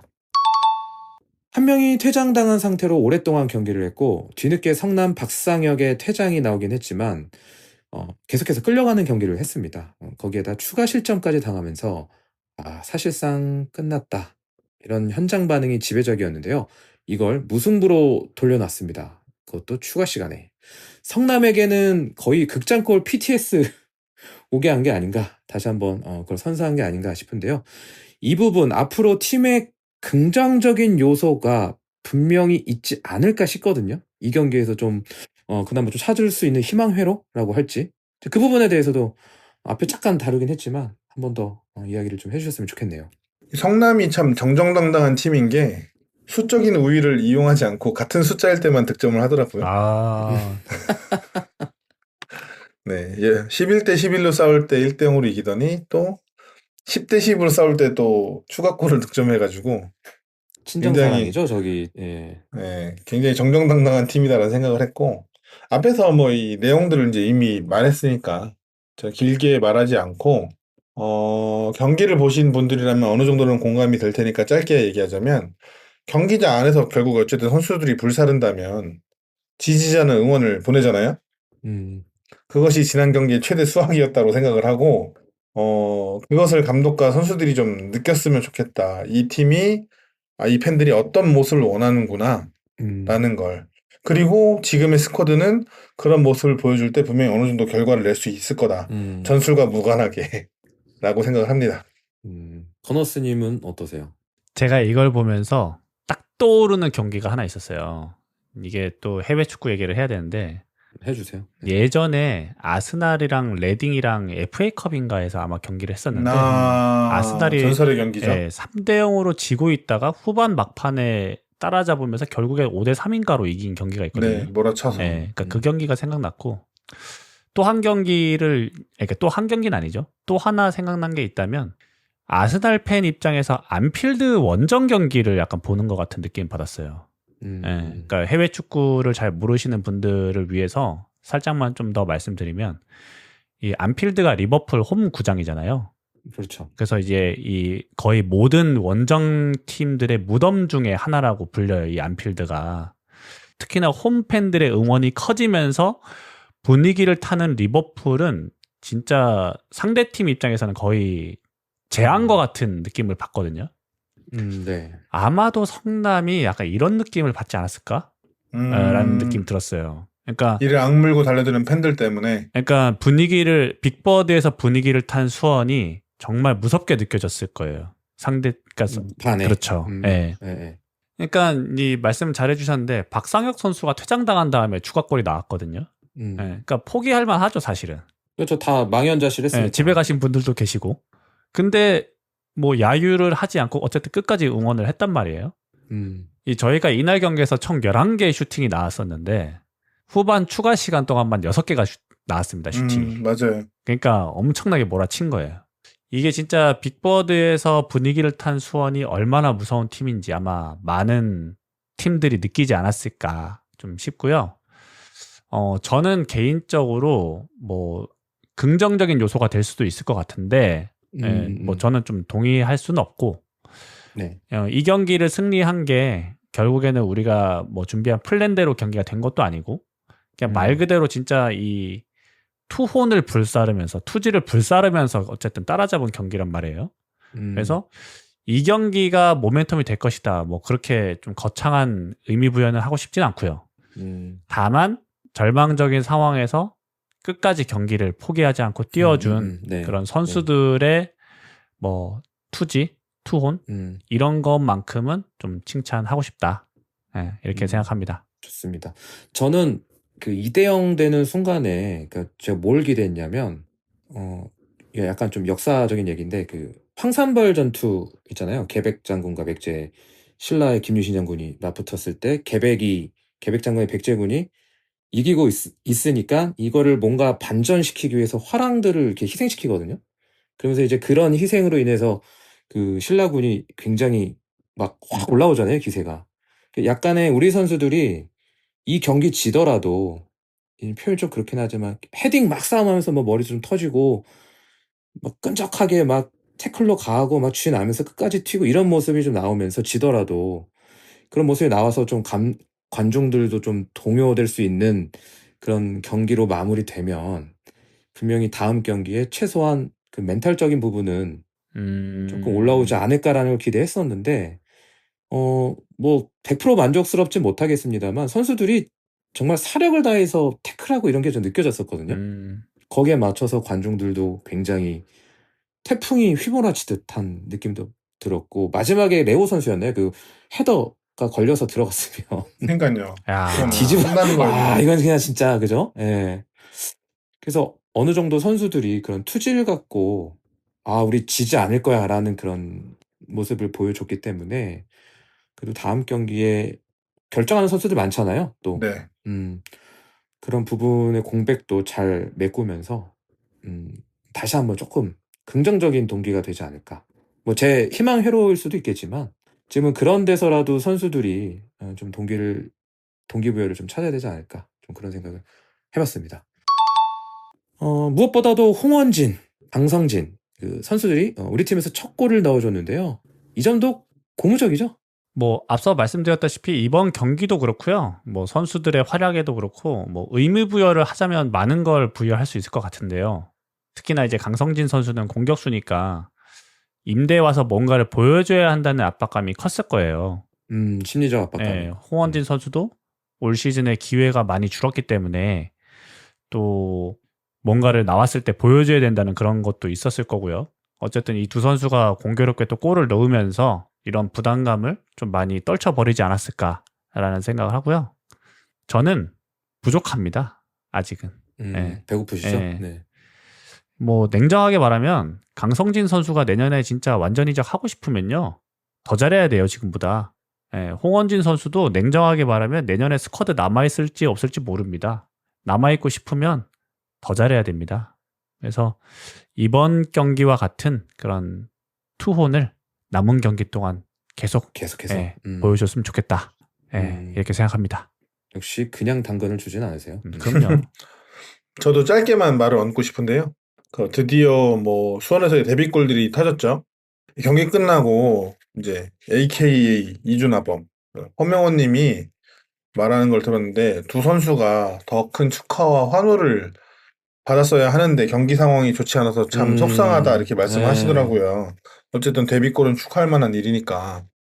선수들을 많이 아끼고 생각해주는 그 말을 들을 때 저는 가슴이 좀 먹먹했어요. 그래서 뭐 감정적인 얘기일 수 있겠지만 보너스님이 아주 이성적으로 좋은 얘기를 잘해주셨으니까 두 선수가 또 득점에 성공해서 그 다음번에는 좀 즐겁게 골을 만끽할 수 있는 상황이 됐으면 좋겠다라는 생각 정도는 해봤습니다. 그 선수들의 골로 승리하는 경기가 나와서 더 많은 축하를 받을 수 있었으면 좋겠네요, 진짜. 네. 여담이지만 홍원진 선수 잠깐 센터백으로 내려왔던 거 좀 어땠어요? 이 경기니까 가능했다. 이 경기니까 가능했다. 다음에는 볼 일이 없을까요? 네. 일단 센터백이라는 존재, 특히 이제 우리 팀에서 오른쪽 센터백이라는 존재는 지금 상황에서 레오 선수가 부동의 선발이잖아요. 꽤 잘해주고 있고. 그래서 오른쪽 센터백의 역할이 굉장히 중요합니다. 특히 리딩에 있어서. 네, 한국말을 하는 선수가 리딩을 해야 되잖아요. 레오가 리딩이 안 되니까. 그래서 오른쪽 센터백이 굉장히 중요한데, 그 역할을 중앙 미드필더를 보던 선수가 갑자기 내려와서 해야 된다? 라고 하면은 저는 너무나 막중한 역할이기 때문에 좀 어렵다. 물론 홍원진 선수가 뒤에 내려왔을 때 미드필더였기 때문에 보여줬던 그런 패스 이런 것들이 좋을 수 있겠지만 그것은 이번처럼 여러 가지 변수가 많았던 경기니까 가능하지 다시 정상적인 11대 11의 싸움에서는 좀 어렵지 않을까라는 생각을 합니다. 수원의 마스체로노가 되길 바라는 마음으로 네, 하여튼 뭐 여담으로 얘기를 한번 해봤습니다. 그리고 드디어 김현이 돌아왔습니다. 막판에 공준전은 확실히 좋은 모습을 보여주었는데요. 김현 선수의 인터뷰에서도 일류첸코와의 투톱 훈련을 많이 하고 있다고 했거든요. 김지현 선수가 지금 지친 모습을 좀 보여주고 있는 상황에서 김현의 가세로 뭔가 새로운 공격 옵션이 생겼다고 볼 수 있지 않을까. 그러니까 지금 우리가 약간 좀 답보되어 있는 이런 공격 진영에서의 그런 장면들, 새로운 장면을 좀 추가할 수 있지 않을까. 이 부분을 좀 어떻게 보시는지 강유님 이어서 해주시죠. 후반 81분 김현 선수가 교체 투입되면서 정말 오랜만에 드디어 필드의 모습을 보이는데요. 그 경기 한 20분 정도 뛴 거죠. 추가 시간이 꽤 길었으니까. 길었죠. 네. 그 20분 동안 총 7번의 공중경합을 벌이고 4번의 승리를 따내는데 이 4번의 공중경합 승리가 수원팀 내 최다 공중경합 승리입니다. 네. 짧은 시간이지만 지난 시즌 초반, 2024 시즌 초반 김포전과 전남전에 보여줬던 퍼포먼스를 어느 정도는 회복한 모습을 보여줘서 이 부분에 대해서는 꽤나 고무적이었어요. 그러니까 공중경합 승리라는 게 단순히 완력만 좋은 게 아니라 뛰어들어가면서 포지셔닝을 잡는 게 굉장히 중요하잖아요. 그럼요. 그리고 수비 경합도 해야 되고. 낙구 지점도 잡고. 근데 김현 선수가 들어오니까 워낙 덩치가 좋아서 김현 선수한테 시선이 가기도 하지만 이 선수가 보는 맛이 좀 있는 선수인 게 굉장히 지능적인 경합을 하면서 위치 선정을 잘 잡더라고요. 그래서 그걸 보면서 이 선수가 원래 이런 선수였고 폼이 돌아온다면 정말 기대가 될 만하다. 올 시즌 수원 축구에 입문한 팬들도 꽤 있는데 그 팬들은 왜 다른 팬들이 이렇게 김현을 찾았을까 궁금했을 텐데 지난해 우리가 안양전, 김포전 이런 경기를 봤던 팬들은 김현을 찾을 수밖에 없는 어떤 경기력들을 김현이 보여줬죠. 그래서 이번 20분을 보면서 왜 김현을 찾는지 이해를 좀 했을 거다라는 생각이 좀 들고요. 분명히 아직 풀 경기를 뛸 필수는 아닐 거예요. 그리고 몸 상태가 그렇게 이제 막 올라오진 않았을 테고. 그러니까 하지만 공중 경합과 연계가 좋은 김현이 좀 돌아오면 저는 일류첸코와 파울리뇨가 그 수혜자가 될 수 있다라는 생각을 합니다. 그러니까요. 네, 그래서 김지현 선수의 체력적인 안배에도 도움이 될 거고요. 단순히 머리만 잘 쓰는 선수가 아니기에 좀 완벽한 핏으로 빨리 돌아와서 후반기 수원에 새로운 선봉장이 좀 돼주면 좋겠다라는 생각을 합니다. 하지만 제가 김현 선수를 굉장히 좋아하거든요. 근데 김현 선수를 영입할 때 계속 했던 말이 있습니다. 이 선수는 골을 많이 넣어준 선수도 아니고 부상이 잦은 선수다. 그래서 기대하면서도 큰 기대를 많이 하지 않으려고 노력하고 있습니다. 단여 시즌은 안 다쳤으면 좋겠습니다. 네. 그 발도 슈팅 기술도 좋은 것 같아요. 그 보셨나요? 그 왼발 논스톱 네네네. 때린 그 가까웠는데. 예. 양한빈한테 아쉽게 막혔지만 상당히 좋았죠. 예, 그래서 그런 부분도 있어서 확실히 기대가 좀 되는 것 같아요. 저는 김현 선수가 좋은 활약을 한 건 맞는데요. 김현 선수가 투입된다는 건 결국에는 수원이 그렇게 썩 좋은 공격을 하지 못했다라는 증거였기 때문에 저는 되도록이면 김현 투입되기 선수가 전에 투입되는 상황은 안 났으면 좋겠다. 라고 생각합니다. 초정에 끝냈으면 좋겠다. 그렇죠. 근데 뭐 현실과 다르더라고. 이상과 현실은 다르다. 근데 어쨌든 되게 좋았던 것 같아요. 이제 김현 선수가 오면서 결국에는 새로운 공격 옵션이 생긴 거니까 우리가 경기가 잘 안 풀렸을 때는 또 좋은 옵션이 될 것 같고, 하지만 어쨌든 김현 선수가 나오기 전에 승부를 결정지어서 좀 편안하게 경기를 봤으면 좋겠다, 이런 마음도 있고요. 그렇습니다. 좋습니다. 인터뷰 보니까 확실히 이제 남은 기간에 어느 정도는 좀 활용할, 그러니까 투톱 일류첸코와 김현의 투톱도 좀 자주 볼 수 있을 것 같습니다. 새로운 또 신선한 또 공격 옵션이 됐으면 좋겠고요. 김현 선수가 아직 이번 시즌 골이 없죠? 그럴걸요? 골이 없는 것 같은데. 네, 제 생각에 제 기억에도 없는 것 같아요. 그래서 골을 넣어서 또 많은 축하를 받았으면 좋겠습니다. 팀에 대한 애정이 있는 선수이기 때문에 또 골 넣고 또 많은 축하 받는 장면 한번 그려보도록 하겠습니다. 진짜 성남전 마지막에 막 휘몰아쳤을 때 너무 흥분했나 봐요. 이젠 진짜 체력적으로도 쉽지가 않습니다. 자꾸 팬들의 체력을 이렇게 바닥내게 하는 거 이번 여름까지만 했으면 하는 바람이고요. 어쨌거나 힘든 경기를 했고 경기는 끝이 났습니다. 앞으로도 쉬운 경기가 없을 텐데요. 이제 부산으로 원정을 떠납니다. 이번 시즌 부산과 처음 맞붙었던 원정에서는 우리가 완승을 거뒀지만 상대 퇴장 여파가 분명히 있었고요. 홈으로 불러들인 이로빈에서는 너무나 아쉬운 무승부를 기록했습니다. 요즘 부산은 어디까지 올라와 있는지 최근 경기 내용에 대한 짧은 평가 해보도록 하겠습니다. 건너스님께서 해주시죠. 네, 현재 부산은 승점 41점으로 5위에 랭크되어 있는데요. 최근에 2패를 당한 뒤에 2승 1무를 기록하고 있어서 또 흐름이 나쁘지 않습니다. 최근 우리를 만나는 팀들의 흐름이 다 좋아서 좀 화가 나는데요. 하지만 우리에게 긍정적인 부분이 있다면 역시나 부산은 홈에서 약하고 원정에서 강하다. 이번에는 부산 홈에서 붙는다. 이번 시즌에도 부산 원정에서 우리가 대승을 했고 홈에서 비겼잖아요. 그래서 이번 원정에서도 우리가 좀 대승하지 않을까, 이런 생각을 하고 있고요. 어쨌거나 부산은 오른쪽에 있는 패신 선수를 활용한 측면 공격을 주 공격 루트로 삼고 있고요. 곤잘로를 활용한 제공권. 그러니까 지난 우리가 부산 이제 홈으로 맞아 들일 때 했었던 그런 것과 뭐 똑같은 전술을 쓰고 있다. 비슷하게. 이렇게 보시면 될 것 같습니다. 어느새 5위네요, 부산이. 근데 그때도 그렇게 왔다 갔다 했어요. 4위, 5위, 6위 왔다 갔다. 체감상 저 한 7, 8위권에 있겠지 했는데 어느덧 5위에 올라와 있는데 쉽지 않은 팀인 건 확실한 것 같아요. 저력이 있는 팀이고. 그렇다면 어떤 선수를 좀 조심해야 될지, 뭐 최근에 컨디션이 유난히 좋은 선수라든가 좀 이런 선수가 있을까요? 뭐 부산은 최전방에 있는 3명의 외국인 공격수가 계속해서 좋은 모습을 보여주고 있고요. 한 선수를 더 꼽아보자면 이 선수도 지난번 우리랑 할 때 되게 좋은 활약을 보여줬었던 것 같은데, 왼쪽 윙백으로 출전하는 전성진 선수가 되게 또 폼이 좋아요. 그래서 이 선수의 오버래핑, 그리고 빌레로 선수와의 호흡, 이런 게 매우 좋기 때문에 이 선수의 오버래핑을 우리가 좀 잘 제어할 필요가 있다라고 생각합니다. 네, 강희님 이어서 계속해 주시죠. 건우스님이 이제 최근 부산이 어쨌든 다시 상승세를 타고 있다라고 얘기를 해주셨는데, 저는 꽤 어려운 시기를 그나마 겪고 있다가 이제 조금 나아지고 있는 중이다라는 식으로 좀 봤거든요. 회복하는 단계다? 어떻게 보면 틀리지 않죠, 건우스님의 말도. 근데 이제 10경기를 보면 3승 3무 4패고, 지난 25라운드, 26라운드 공교롭게도 진짜 건우스님 말한 대로 천안 원정, 충남 아산 원정, 바로 근처 경기장 2경기 원정에서 2연승 따내고, 똑같이 중부권 팀인데 충북 청주와의 홈경기에서 비겼어요. 진짜 얘네도 참 아이러니하다 막 이런 생각이 드는데, 그래서 그 경기들을 쭉 대충 살펴봤는데 선수들의 컨디션 자체가 썩 좋아 보이진 않더라고요.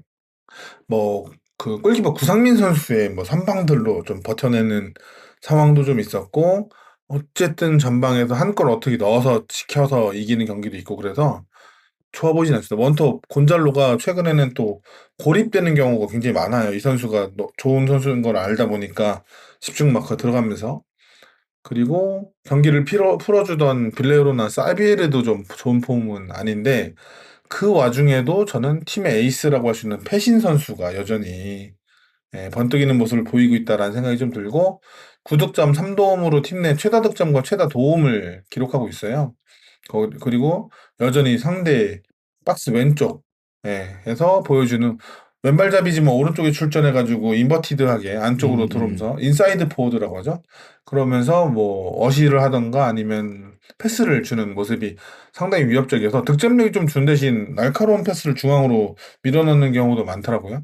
그래서 우리 좌측 수비수인 이기재 선수가 어떻게 패시를 막느냐가 중요하고, 지난 아마 홈 경기 때는 센터백 조이제 선수가 결장이었던 걸로 제가 알고 있는데, 네. 그때 군복무를 마치고 복귀했던 홍욱현 선수가 상당히 좋은 모습을 보였던 걸로 기억을 합니다. 네, 이 선수가 또 여전히 지금 3백의 한 축을 든든히 지켜주고 있어서 이 홍욱현을 넘어서는 것도 조이제도 당연히 좋지만 굉장히 중요해 보인다라는 생각을 했습니다. 네. 확실히 좋은 선수들이 있어요. 그러니까 또 현재 순위를 유지하는 것 같고, 정말 잘 싸워야 될 것 같은데요. 문제는 그 부산이 최근 모습과 상관없이 수원을 만나면 좀 분발하는 모습을 보여주고 있거든요. 작년 시즌에도 그랬고, 수원이 꽤나 고전하는 모습을 보여주는 거 아닌가. 이번에는 양 팀이 좀 어떻게 경기를 펼칠 거라고 보시는지 그거 한번 예상을 좀 해봤으면 좋겠습니다. 부산이 최근 이번 시즌 내내 3백을 중심으로는 어쨌든 든든한 수비를 하려고 노력은 해요. 근데 무너지면 와르릅니다. 음, 그래도 근데 또 잘 버티는 경기는 굉장히 잘 버텨요. 이 이유를 정확히 알면 제가 이제 여기 안 있고 어느 팀 전술 분석가로 앉아서 일하고 있을 테니까 테크니컬 뭐 돼 네. 있었겠죠. 네.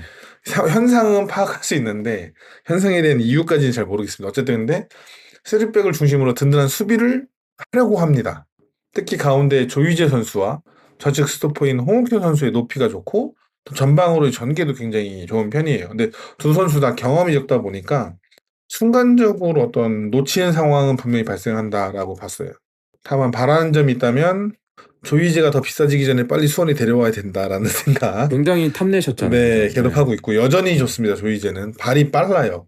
키가 작지 않은데 거기다가 덩치도 작지 않아서 부딪히는 수비도 굉장히 잘해주는 편이라고 생각해서 이 조이제 선수를 우리 선수들이 어떻게 공략하냐 굉장히 좀 고민스럽고, 그래서 안정적인 어쨌든 수비를 한 상태에서 역습을 그리고 높이를 활용한 공격을 하는데, 높이는 여러 가지 높이가 있지만 또 특별히도 골키퍼 구상민의 롱킥을 활용한 빠른 전개, 그것을 공중볼로 곤잘로가 떨궈주는, 이게 여전히 유효하고 강력하다라고 보이고, 이게 우리랑 만났을 때 경기에서도 이런 네, 장면이 보여줬죠. 많이 보였었죠. 예. 그리고 이 역습에 대해서 말하고 싶은 게 참 어려운데, 역습은 하는데 이게 빠른 역습이다라고 생각이 안 드는 역습이에요. 그게 뭐냐면 뺏고 미드필더 중앙까지는 선수 한 명이 들고 오는 경우가 많아요. 패스로 짝짝짝 빠르게 진행하는 게 아니라. 근데 거기서 갑자기 튀어나오는 빌레로나 패시를 향한 패스로 순간적인 엑셀레이터라고 하죠. 가속이 붙는 역습을 한다고 해야 되나? 그런 형태를 보여줍니다. 그래서 어쨌든 공을 달고 나오는 선수가 전진하지 못하게 막거나 아니면 뒷공간을 노리는 패신과 빌레로에 대한 대비, 이 둘 중에 하나는 분명히 해줘야 된다. 네. 역습은 분명히 시도하지만 이게 빠르지 않다. 템포가 묘한 역습을 시도한다. 이 템포를 수원이 미리 끊어주는 게 중요하다라고 생각하고, 그리고 여전히 막히고 있어도 곤잘로의 공중경합은 굉장히 위협적이다. 같은 내용을 아마 준비했을 것 같은데 건너스님도 제가 그냥 먼저 하니까 써버리자면, 곤잘로가 공중경합 승리가 몇 개인지 아십니까? 몇 개입니까? 171개입니다. 와, 171개? 네, 아까 제가 7위였던 후이즈 얘기를 했죠. 후이즈 선수가 공중경합 승리 7위인데 78개를 올 시즌 기록하고 있거든요. 근데 곤잘로는 171개로 리그 1위예요. 키값 하네요. 네, 어마어마한 거예요. 그러니까 우리가 저번에 아마 얘기했을 때 곤잘로 얘기를 했을 때 키는 큰데 공중경합을 즐기지 않는 선수라고 했거든요. 근데 팀 상황상 어쩔 수 없이 계속 공중볼로 오니까 근데 그걸 따내네 또. 해야 되고 하는데 또 승리를 해내는. 그래서 부산의 팀 전체 공중경합도 1위입니다. 근데 부산의 공중경합이 596개예요, 승리가. 야, 근데 4분의 1을 혼자 하고 있네. 그렇죠. 이게 굉장히 놀라운 수치라고 저도 생각하고 보면서 정말 깜짝 놀랐습니다. 이 선수의 이런 능력을 생각하면. 그래서 결국에는 곤잘로의 머리를 향한 볼이 올 수밖에 없다. 그리고 결국에는, 그것은 굉장히 위협적일 것이다. 수치상 보면은 네. 분명해 보이네요. 네, 그래서 이제 우리가 이걸 어떻게 대비하냐가 굉장히 중요할 거고, 특히 이제 공격 상황을 보면 부산이 우측 공격을 좀 주로 사용하는 편인데, 윙백이라고 해야 되나, 미드필더라고 해야 되나, 애매한 오른쪽 사이드 포지션을 출전하는 박창호 선수와 또 3백의 우측 스토퍼인 장호익 선수가 공격 시에는 적극적으로 전진하면서 오른쪽에서 오른쪽에서의 숫자 싸움을 붙입니다. 그래서 패신을 지원해요. 그래서 앞서도 말했지만 패신 자체도 막기 어렵겠지만 우측에서의 숫자 싸움을 거는 부산의 공격을 우리 왼쪽이 어떻게 막아내느냐 또 굉장히 중요하다. 이 정도로 부산을 분석해 볼 수 있을 것 같습니다. 확실히 그 낙구 지점을 좀 잘 찾아야 될 것 같아요. 그쵸. 분명 고전했거든요, 저희가. 낙구 지점을 맞아요. 찾아갖고. 그 부분 유의해야 될 것 같고요. 수비진들 유난히 조심해야 될 것 같고, 앞선에서 잘 끊어내는 것도 굉장히 중요할 것 같습니다. 커너스님의 분석은 어떻습니까? 뭐 제가 앞서도 말씀드렸듯이 부산의 축구가 달라진 게 없어요. 맞다. 예, 그러니까 지난 빅버드에서 열렸던 것과 거의 비슷하게 흘러갈 것 같다라는 생각을 좀 했고요. 뭐 강윤님께서 부산이 어떻게 공격하는지를 잘 말씀해 드렸으니까 뭐 거기에 대해서는 더 뭐 얘기할 건 없을 것 같고, 이제 우리가 중요한데, 예, 우리는 또 오른쪽에서 이건희 선수를 활용한 또 공격을 시도하겠죠. 그걸 얼마나 잘 통하게 하느냐. 또 왼쪽에서 이기재 선수가 올라갔을 때는 또 어떻게 만들어낼 것이냐. 예, 그것이 이번 경기에서 약간 좀 승부처가 되지 않을까 예, 생각합니다. 그리고 이제 성남도 그렇고요. 3백을 쓰는 거의 모든 팀들은 다 그렇게 측면에서 센터백이 전진하면서 숫자 싸움을 걸어요. 김포에서 박경록 선수가 대표적인 예였죠. 그렇죠. 예. 아니면 김동민이나. 예. 맨날 당합니다, 우리는. 알면서. 맨날 당해요. 그러니까 어떻게 잘 막아낼 것이냐. 그리고 우리가 어떻게 또 측면을 잘 공략할 것이냐. 예. 그 싸움이 될 것 같습니다. 즉 우리 공격 입장에서는 양쪽 사이드 풀백의 활용 어떻게 할 것이냐 또 중요한 승부처라고 보시는 것 같은데요. 경기 결과 예측은 좀 이따 한번 들어보면서 과연 지금 이렇게 말씀하신 거와 경기 결과 내용이 이어지는지 한번 살펴보도록 하겠습니다. 지금 우리가 부진 중에 있지만 그래도 3위권과는 격차가 꽤 나는 상황이기 때문에 현실적으로는 승강 플레이오프 가장 확률이 높을 거라고 보는데요. 그러니까 2위를 확정한 채 맞이하는 승강 플레이오프. 자, 그러면 패널분들 보셨을 때 현재 추세를 봤을 때 K리그 1에 어떤 팀이 우리와 맞붙을 가능성이 높다고 보시는지 한번 뽑아봤으면 좋겠거든요. 이제 이게 시야에 들어와서 보일 시점이거든요. 이제 서서히 한번 얘기를 해봤으면 좋겠습니다. 저는 뽑으려면 뽑을 수는 있는데요. 네. 저는 아직 시야에 들어왔다고 생각하지 않기 때문에 예, 저는 좀 예측하는 게 좀 이르다라고 생각을 하고요. 아직 1위를 잡을 수 있다. 아니요, 2위마저 위태롭기 때문에. 네, 2위마저 위태롭기 때문에 지금 우리가 2위라고 마치 확정을 짓고 예측하는 건 좀 이르다라고 생각을 해서요. 저는 좀 몇 경기를 더 지켜보고 그리고 나서 좀 예측하는 게 맞다라고 생각하고, 제일 중요한 건 저의 설레발이 또 결국에는 악영향을 미칠 수 있기 때문에 좀 말을 아낀다고 생각해 주시면 고맙겠습니다. 네, 스테이 험블 하고 계시면 좋을 것 같고요. 강윤님은 어떠세요? 준비가 되셨나요? 네, 뭐 저는 건너스님 말에 매우 동의하면서도 어쨌든 우리는 생각해보는 건 우리의 재미있고 자유니까. 그렇죠. 예, 재미있게 그냥 한번 해보면 최하위인 대구는 살아남기 어렵다고 봅니다. 승점 차이가 너무 많이 나더라고요, 보니까.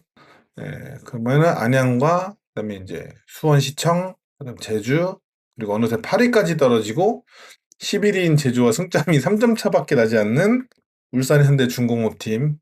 그래요? 네, 이미 많이 떨어졌네. 네, 승강전 후보가 되겠다라고 생각하는데 저는 그중에서도 뭐 우리 상대로 11위, 현재 11위이기도 하고 제주가 가장 유력하다라고 봅니다. 최근 5경기에서 2임무 3패예요. 안 좋더라고요. 네. 그런데도 승점이 어쨌든 대구보다 높은 게 또 신기하긴 한데 어쨌든 골키퍼 김동준의 선방 능력이 상당히 좋다라고 생각을 하거든요. 이 선수의 리더십도 좋고, 근데 문제는 우리 팀도 약간 비슷한 문제를 겪고 있는 것 같기도 한데 필드에서 팀을 이끌어줄 필드 에이스가 부재하다. 리더가 없다. 네. 그래서 이 부진을 극복하기가 좀 쉽지 않아 보인다. 이렇게 좀 보였습니다. 그럼 제주를 좀 유력하다 보시는 거네요. 네네네. 만약에 제주랑 붙게 되면은, 그러니까 만약 가정입니다만, 우리가 2위로 플레이오프를 나가고, 제주를 맞이하면은, 그 2차전은 K1 팀 네, 혼동하니까 서귀포에서. 서귀포에서 하게 된단 말이죠. 네. 뭐 설레발이긴 한데, 거기서 확정 짓고 뭐, 카니발하고, 또 낭만 있겠다. 뭐 그쵸. 이겨야 말이지만, 그런 생각 잠깐 좀 드는 것 같고요. 자, 그렇다면 이어서 K리그 1 하위권 팀들의 지금 경기력을 봤을 때 우리가 해볼 만하다고 보시는지, 그러니까 하위권 팀들이 좀 여러 팀들이 나열할 수 있을 것 같은데, 대구는 뭐 사실상 강등이라고 보고, 그 팀들의 경기력을 좀 짧게, 제주는 방금 말씀하셨고 보고, 우리가 만약에 맞붙었을 때, 이 나열한 팀들과 맞붙었을 때 어디랑 붙어야 그나마 우리 뭐 상성이랄까, 아니면 뭐 기세랄까, 어디가 또 유리하다고 보시는지, 이런 것도 종합적으로 강윤님께서 해주시죠. 네, 이것도 여전히 제주인데요. 저는 단기전의 경우 안정된 수비가 우선적으로 필요하고 또 더불어 전방에서 확실하게 해결해줄 해결사의 존재가 매우 중요하다라고 생각을 해요. 그래서 8위 울산부터 보면 울산은 어쨌든 K리그에서 확실하게 임팩트를 보여줬던 말컹이 있습니다. 그렇게 될 존재가 있죠. 네, 여전히 거대한 사이즈로 상대 수비를 위협해서 이 선수의 흔드는 거에 이 선수가 단순 득점하지 않더라도 흔드는 거에 매우 고전할 가능성이 있다라고 해서 울산은 말컹이 있고 9위 안양에는 우리가 매우 탐냈던 못다가 있습니다. 리그 11골로 K리그 1 득점 공동 3위입니다. 네, 10위 시청팀에는 12골로 리그 1 득점 2위인 싸박이 있어요. 핫하더라고요. 네, 이 선수가 앨범 발표 후에 경기력이 가파른 상승세를 보여주고 있습니다. 음원이 네. 잘 되나 봐요. 음원 수익 짭짤한가 봐요. 그건 모르겠는데 어쨌든 음원 발표 후에 굉장히 잘하고 있어가지고 결국 이제 울산도 안양도 그다음에 시청팀도 다 확실한 해결사가 있는데 제주에는 확실한 해결사가 부재하다라고 봅니다. 물론 8골로 이미 꽤나 득점을 넣어줬던 유리 조나탄이 여전히 분전을 하고 있지만 유리 조나탄이 과거에 한창 좋았을 때 보여줬던 그런 강력한 피지컬리하게 밀어붙이는 능력, 그게 잘 보이진 않다. 혹은 또 김학범 감독이 그걸 잘 사용하고 있진 않다. 결국 유리 조나탄은 제가 그냥 봤을 때는 긴 거리를 뛸 수 있는 선수는 아니거든요. 그러면 골문과 얼마나 가까운 거리에서 이 선수가 공을 잡게 하는가가 중요하다라고 보는데 제주 경기력이 이 선수가 너무 아래에서 공을 잡게 만든다. 박스 안에 효율성이 떨어지는구나, 그러니까. 우리랑도 어떻게 보면 비슷하죠. 일리첸코가 자꾸 내려와서 공을 받아줘야 되는. 근데 어쨌든 그래서 이런 것을 볼 때 해결사의 부재, 뭐 수비적인 안정감도 떨어지고 그래서 우리가 해볼 만한 게 제주가 아닌가. 변수는 김동준의 그날 컨디션이겠다. 이렇게 생각이 듭니다. 역시나 그 제주를 또 꼽아주셨고, 또 상대 해볼만, 그나마 확률적으로 좀 우리 승률이 높을 거라고 또 보시는 팀도 이제 제주를 뽑아주셨습니다. 오랜만에 붙는 이름이 되는 것 같아요, 붙게 되면. 그렇죠. 예, 유리 조나탄도 오랜만에 상대하는 선수가 될 것 같고, 무엇보다도 제일 중요한 거는 1위를 계속 따라가야죠, 우리도. 맞습니다. 많이 차이가 나지만 계속해서 동기부여를 갖고 쫓아가야 될 것 같고요. 건어스님께서도 잘 지적해 주셨다시피 지금 2위에 안주하면 내려가는 것도 한순간입니다. 강한 경쟁력을 가지고서 더 이상 처지지 않았으면 좋겠습니다. 하여튼 저희가 현실적으로는 플레이오프를 염두에 둬야 되기 때문에 K리그 1 경기도 계속해서 팔로우 해보도록 하겠습니다. 자, 이제 당장 우리 눈앞에 있는 상대를 먼저 이겨야 합니다. 부산전 준비하는 수원의 선발 명단과 경기 결과 예측, 그리고 한 줄 평까지 이야기해 주시면서 이번 시간 마무리해 보도록 하겠습니다. 건너스님부터 출발하시죠. 네, 저는 골키퍼는 양영모가 또 나올 것 같고요. 뭐 포백은 이기재, 레오, 황석호, 정동윤 이렇게 나올 것 같고, 미들에는 홍원진, 이규성, 전방에는 파울리뇨, 김지현, 세라핌, 일류첸코 이렇게 나올 것 같은데요. 정석이네요. 예, 제 바램은 전혀 아닙니다. 제 음. 바램은 뭐 이제는 이규성 선수나 김지현 선수의 선발은 좀 보고 싶지 않은데, 뭐 감독님이 죽어도 쓰시겠죠. 그래서 어쨌든 뭐 이렇게 나올 것 같고요. 경기 결과는 뭐 그래도 부산 원정이니까 저희가 한 뭐 2대1 정도로 승리하지 않을까 생각을 하고, 한 줄 평을 해보자면 이거 지면 고마 다 때려치아라 마 이렇게 하겠습니다. 아니, 솔직한 마음으로 2대1 승리예요? 아니면 진짜로 뭐 그냥 팀을 위해서 2대1 승리예요? 팬심을 조금 보탰다고 얘기할 수 있을 것 같아요. 비기겠구만. 네, 2대1 승리와 함께 이거 지면 고마 때려치워라 이렇게 정리를 해주셨고요. 황유님 이어서 계속 말씀해 주시죠. 네, 뭐 양영모 선수가 계속해서 골대를 지키겠죠. 골문을 지킬 거고, 레오 선수도 휴식이 필요해 보이나 여력이 없기 때문에 황석호와 레오가 중앙을 지키지 않을까. 이번에는 정말로 황석호가 나오지 않을까. 계속 황석호를 예측하고 있는데 조윤성 선수가 나왔는데 이젠 정말 조윤성이 없으니까 황석호가 나올 거라 생각하고, 네네. 찾아보니까 이건희 선수가 거의 한 달 가까이를 대표팀으로 비워야 된대요. 그럼 U22는 혜택을 우리가 어쨌든 이제는, 봤지만 이건희 선수가 또 보여주는 폼이 있으니까 어떻게 생각해야 될지 모르겠어요. 이 20세 이하 선수가 없는 것에 대해서 걱정을 해야 되는 건가, 아니면 이 선수가 대표팀 차출돼서 우리가 그 U22 혜택을 받는 걸, 그러니까 그 선수가 뛰지 않더라도 대체할 수 있는 거에 대해서 좋게 생각해야 되는지 좀 헷갈리는데, 어쨌든 이건희가 없으니까 정동윤 선수가 당연히 우측, 이기대 선수가 좌측 풀백을 맡아줄 거고, 이민혁 선수의 경고 누적이 아마 있어서 이번 경기는 출전이 어려울 거예요. 그래서 저는 홍원진과 이규성의 조합이 재강동되지 않을까 생각을 합니다. 그리고 파울리뉴를 측면으로 돌리는 것은 매우 아쉽지만 좌우는 파울리뉴와 세라핌이 또 나오겠고, 전방에는 김지현, 일류첸코 투톱으로 시작할 거다 예상을 합니다. 한 줄 평을 하자면 뭐 어떤 말들을 만들어내야 되니까 부산을 다룬 영화들이 많아서 좀 생각을 했습니다. 이 얘기를 하자마자 머릿속으로 떠오르는 대사들이 있을 거예요. 근데 다 지우고 이제 국제시장이라는 영화의 어떤 명장면 중에 한 부분이 떠올랐어요. 전혀 다른 의미를 가진 대사입니다. 뭔가요? 근데 이 대사의 워딩 자체만 가졌을 때 우리 선수들에게 어떤 의미가 될 수 있을 거서 영화 속의 인물의 흉내를 조금 내면서 하면, 운동장 아니다. 우리 놀러 온 게 아니다. 입니다. 놀러 온 거 아니다. 맞다. 그러니까 다른 의미예요. 이게 좀 슬픈 대사거든요. 맞아요, 저희 맞아요. 국제시장을 재미없게 맞아요. 봤지만 대사는 슬펐어요.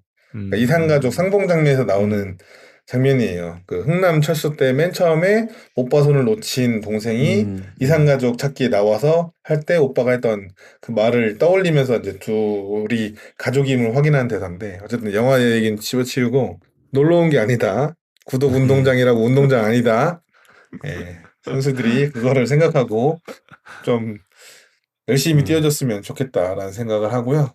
경기 결과는 그래도 실점이 나올 것 같은데 부산이 묘하게 자꾸 골을 먹어요. 그래서 2대2 승리 예측해 보겠습니다. 저희 타율이 굉장히 안 좋은데, 그죠? 지금 많은 분들이 이제는 뭐 보지도 않으세요. 저랑 강윤님이랑 스코어가 항상 겹치면은 결과가 안 좋더라고요. 근데 화성은 진짜 이길 줄 알았거든요. 아무래도 그 갭차는 아니까. 그거는 저기 역배하면은 대박 나는 거예요, 그거는. 그리고 성남은 불안해도 홈이니까 어떻게든 비벼볼만 하지 않을까? 솔직히 성남은 2대2 생각을 했어요. 정말로. 무승부. 네, 근데 3대2까지도 생각을 했어요. 왜냐면 지난 빅버드에서 3대2로 이겼으니까. 3대2나 2대2 생각하다가 그냥 그렇게 지른 건데 안 됐고, 부산도 부산 수비가 요즘 최근에 어쨌든 사이드에서 흔들리는 모습이 있어서 3대1까지 적었거든요. 근데 녹음 들어오기 전에 2대1로 바꿨습니다. 두 분 다 2대1로 접어주셨고요. 저는 이제 선발 명단은 의미가 없을 것 같아요. 누가 나오든. 그래서 누가 나오든 필승적으로 나와야 된다고 생각을 하고, 솔직하게 제 마음속에 있는 작은 아이는 또? 1대1을 말하고 있는데 이 팬심이 또 1대1이 용납을 못하네. 1대0 가겠습니다. 오호. 1대0 가고 이제 할 때 되지 않았냐? 무실점? 이거. 이제 할 때 되지 이제 않았냐? 할 때 되지 않았냐? 무실점까지. 알겠습니다. 1대0 승리를 한번 기원해 봤고요. 과연 이 3명의 운명은 다음 주에 어떻게 될지 좀 불안하긴 한데요. 어떻게 될지 한번 지켜봐 주시면 좋을 것 같습니다. 네, 이렇게 부산전 데뷔까지 저희가 준비한 모든 이야기 함께 나눠봤습니다. 제가 어제 달력을 넘기다 보니까 9월이라는 단어가, 그 숫자가 조금 크게 다가오더라고요. 이제 그 뜨거운 여름은 지나가고 결실을 맺어야 할 시기가 다가오고 있음을 느낍니다. 선수들의 부담감도 더욱 커지고 우리 서포터들의 정신적 피로감도 높아질 겁니다. 힘겨운 싸움만이 남았습니다. 지난 성남전에서 9분간 보여주었던 투지를 기억하면서 다음 경기 그리고 그 다음 경기도 최선을 다해 싸워봅시다. 오늘도 저희 골다방 크루와 함께 해주셔서 감사드립니다. 네, 토요일 날 또 많은 분들이 원정을 떠나게 되실 텐데요. 지난번 저희가 올려드렸던 부산 맛집 참고하셔서 맛있는 것도 많이 드시고 후기도 좀 승점 3점도 드시는 그런 원전 여행이 되셨으면 좋겠고요. 부산스럽다라는 말이 있거든요. 네. 있죠. 그래서 이게 어떤 뜻이냐면 뭐 급하게 서두르거나 시끄럽게 떠들어 어수선한 데가 있다. 약간 이런 뜻인데요. 이번 경기에서는 부산이 부산스러운 경기를 했으면 좋겠습니다. 네, 부탁합니다. 성환이 형. 저 조성환 형. 성환 안 돼. 안 돼. 그 성환 아닌데. 제가 알기로는 그 부산스럽다의 부산이 전쟁통 부산을 놓고 그 말이 만들어졌다라고 알고 있어요. 그럴 수도 있겠네요, 진짜. 네, 우리가 이제 전쟁통에 부산까지 다 밀렸을 때 부산에서 사람들이 많았고 굉장히 여러 가지 시끄러운 일들이 많았죠. 그래서 그랬던 걸 알고 있는데 뭐 부산은 저는 상당히 좋아하는 도시입니다. 제가 국외로 가지 않으면 국내 휴가는 거의 부산으로 많이 떠날 정도로 여름에 부산을 굉장히 좋아하는데 먹을 것도 많고 즐길 것도 많으니까 우리 팬분들 어쨌든 여행이라고 생각을 하고 우리 동료분들 부산 여행 좀 잘 다녀오시고 그 여행 끝에 삼진 어묵 말고 승점 3점 챙겨서 오셨으면 좋겠습니다. 최고의 기념품이죠. 전리품이자 기념품이 되지 않을까 싶습니다. 네. 저는 이재모 피자가 그렇게 좋더라고요. 드셨잖아요. 네, 그렇게 좋더라고요. 네. 그 꿀팁은요, 여러분들 꿀팁은 부산역 근처에 호텔을 잡으시면 이재모 피자가 배달이 됩니다. 따끈따끈한 피자가 10분 내로 와서 굉장히 맛있게 편하게 먹을 수 있으니까 부산역, 자갈치 시장, 광교 근처까지로도 잡으시면 이재모 피자 배달해서 먹을 수 있습니다. 야, 찐입니다. 네. 진짜 먹고 싶네. 얼마나 맛있길래 그러지? 그러니까 제 피자가 다 장난 안 쳐요. 대단한 맛은 아니에요. 근데 우리나라식 피자죠. 이탈리아식 피자가 아니라 치즈 얹고 토핑 얹은 한국식 피자에서 먹을 수 있는 그 치즈의 맛을 최대로 낸 그런 피자라고 볼 수 있고 또 뭐 장성현 가셔서 올드보이 나온 만두 먹으면서 누구냐 넌 해봐도 되고 재밌는 게 많으니까 잘 즐기고 오셨으면 좋겠어요. 이기고 오세요. 화이팅입니다. 화이팅. 브라이언 님이 구독자분들에게 안부 전해달라고 하셨습니다. 나오기나 해라. 끝.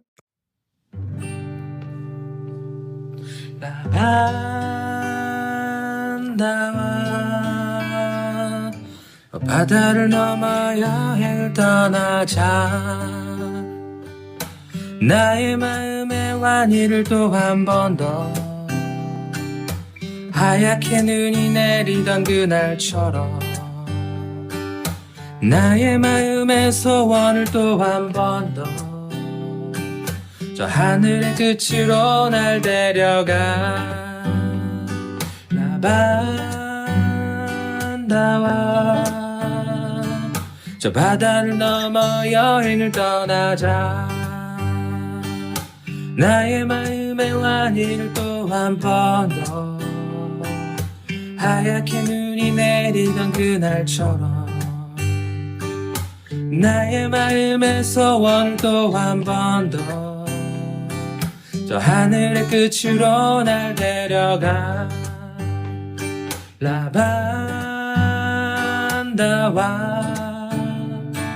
저 바다를 넘어 여행을 떠나자 나의 마음의 완이를 또 한 번 더 하얗게 눈이 내리던 그날처럼 나의 마음의 소원을 또 한 번 더 저 하늘의 끝으로 날 데려가 라반다와 저 바다를 넘어 여행을 떠나자 나의 마음의 완이를 또 한 번 더 하얗게 눈이 내리던 그날처럼 나의 마음의 소원을 또 한 번 더 하늘의 끝으로 날 데려가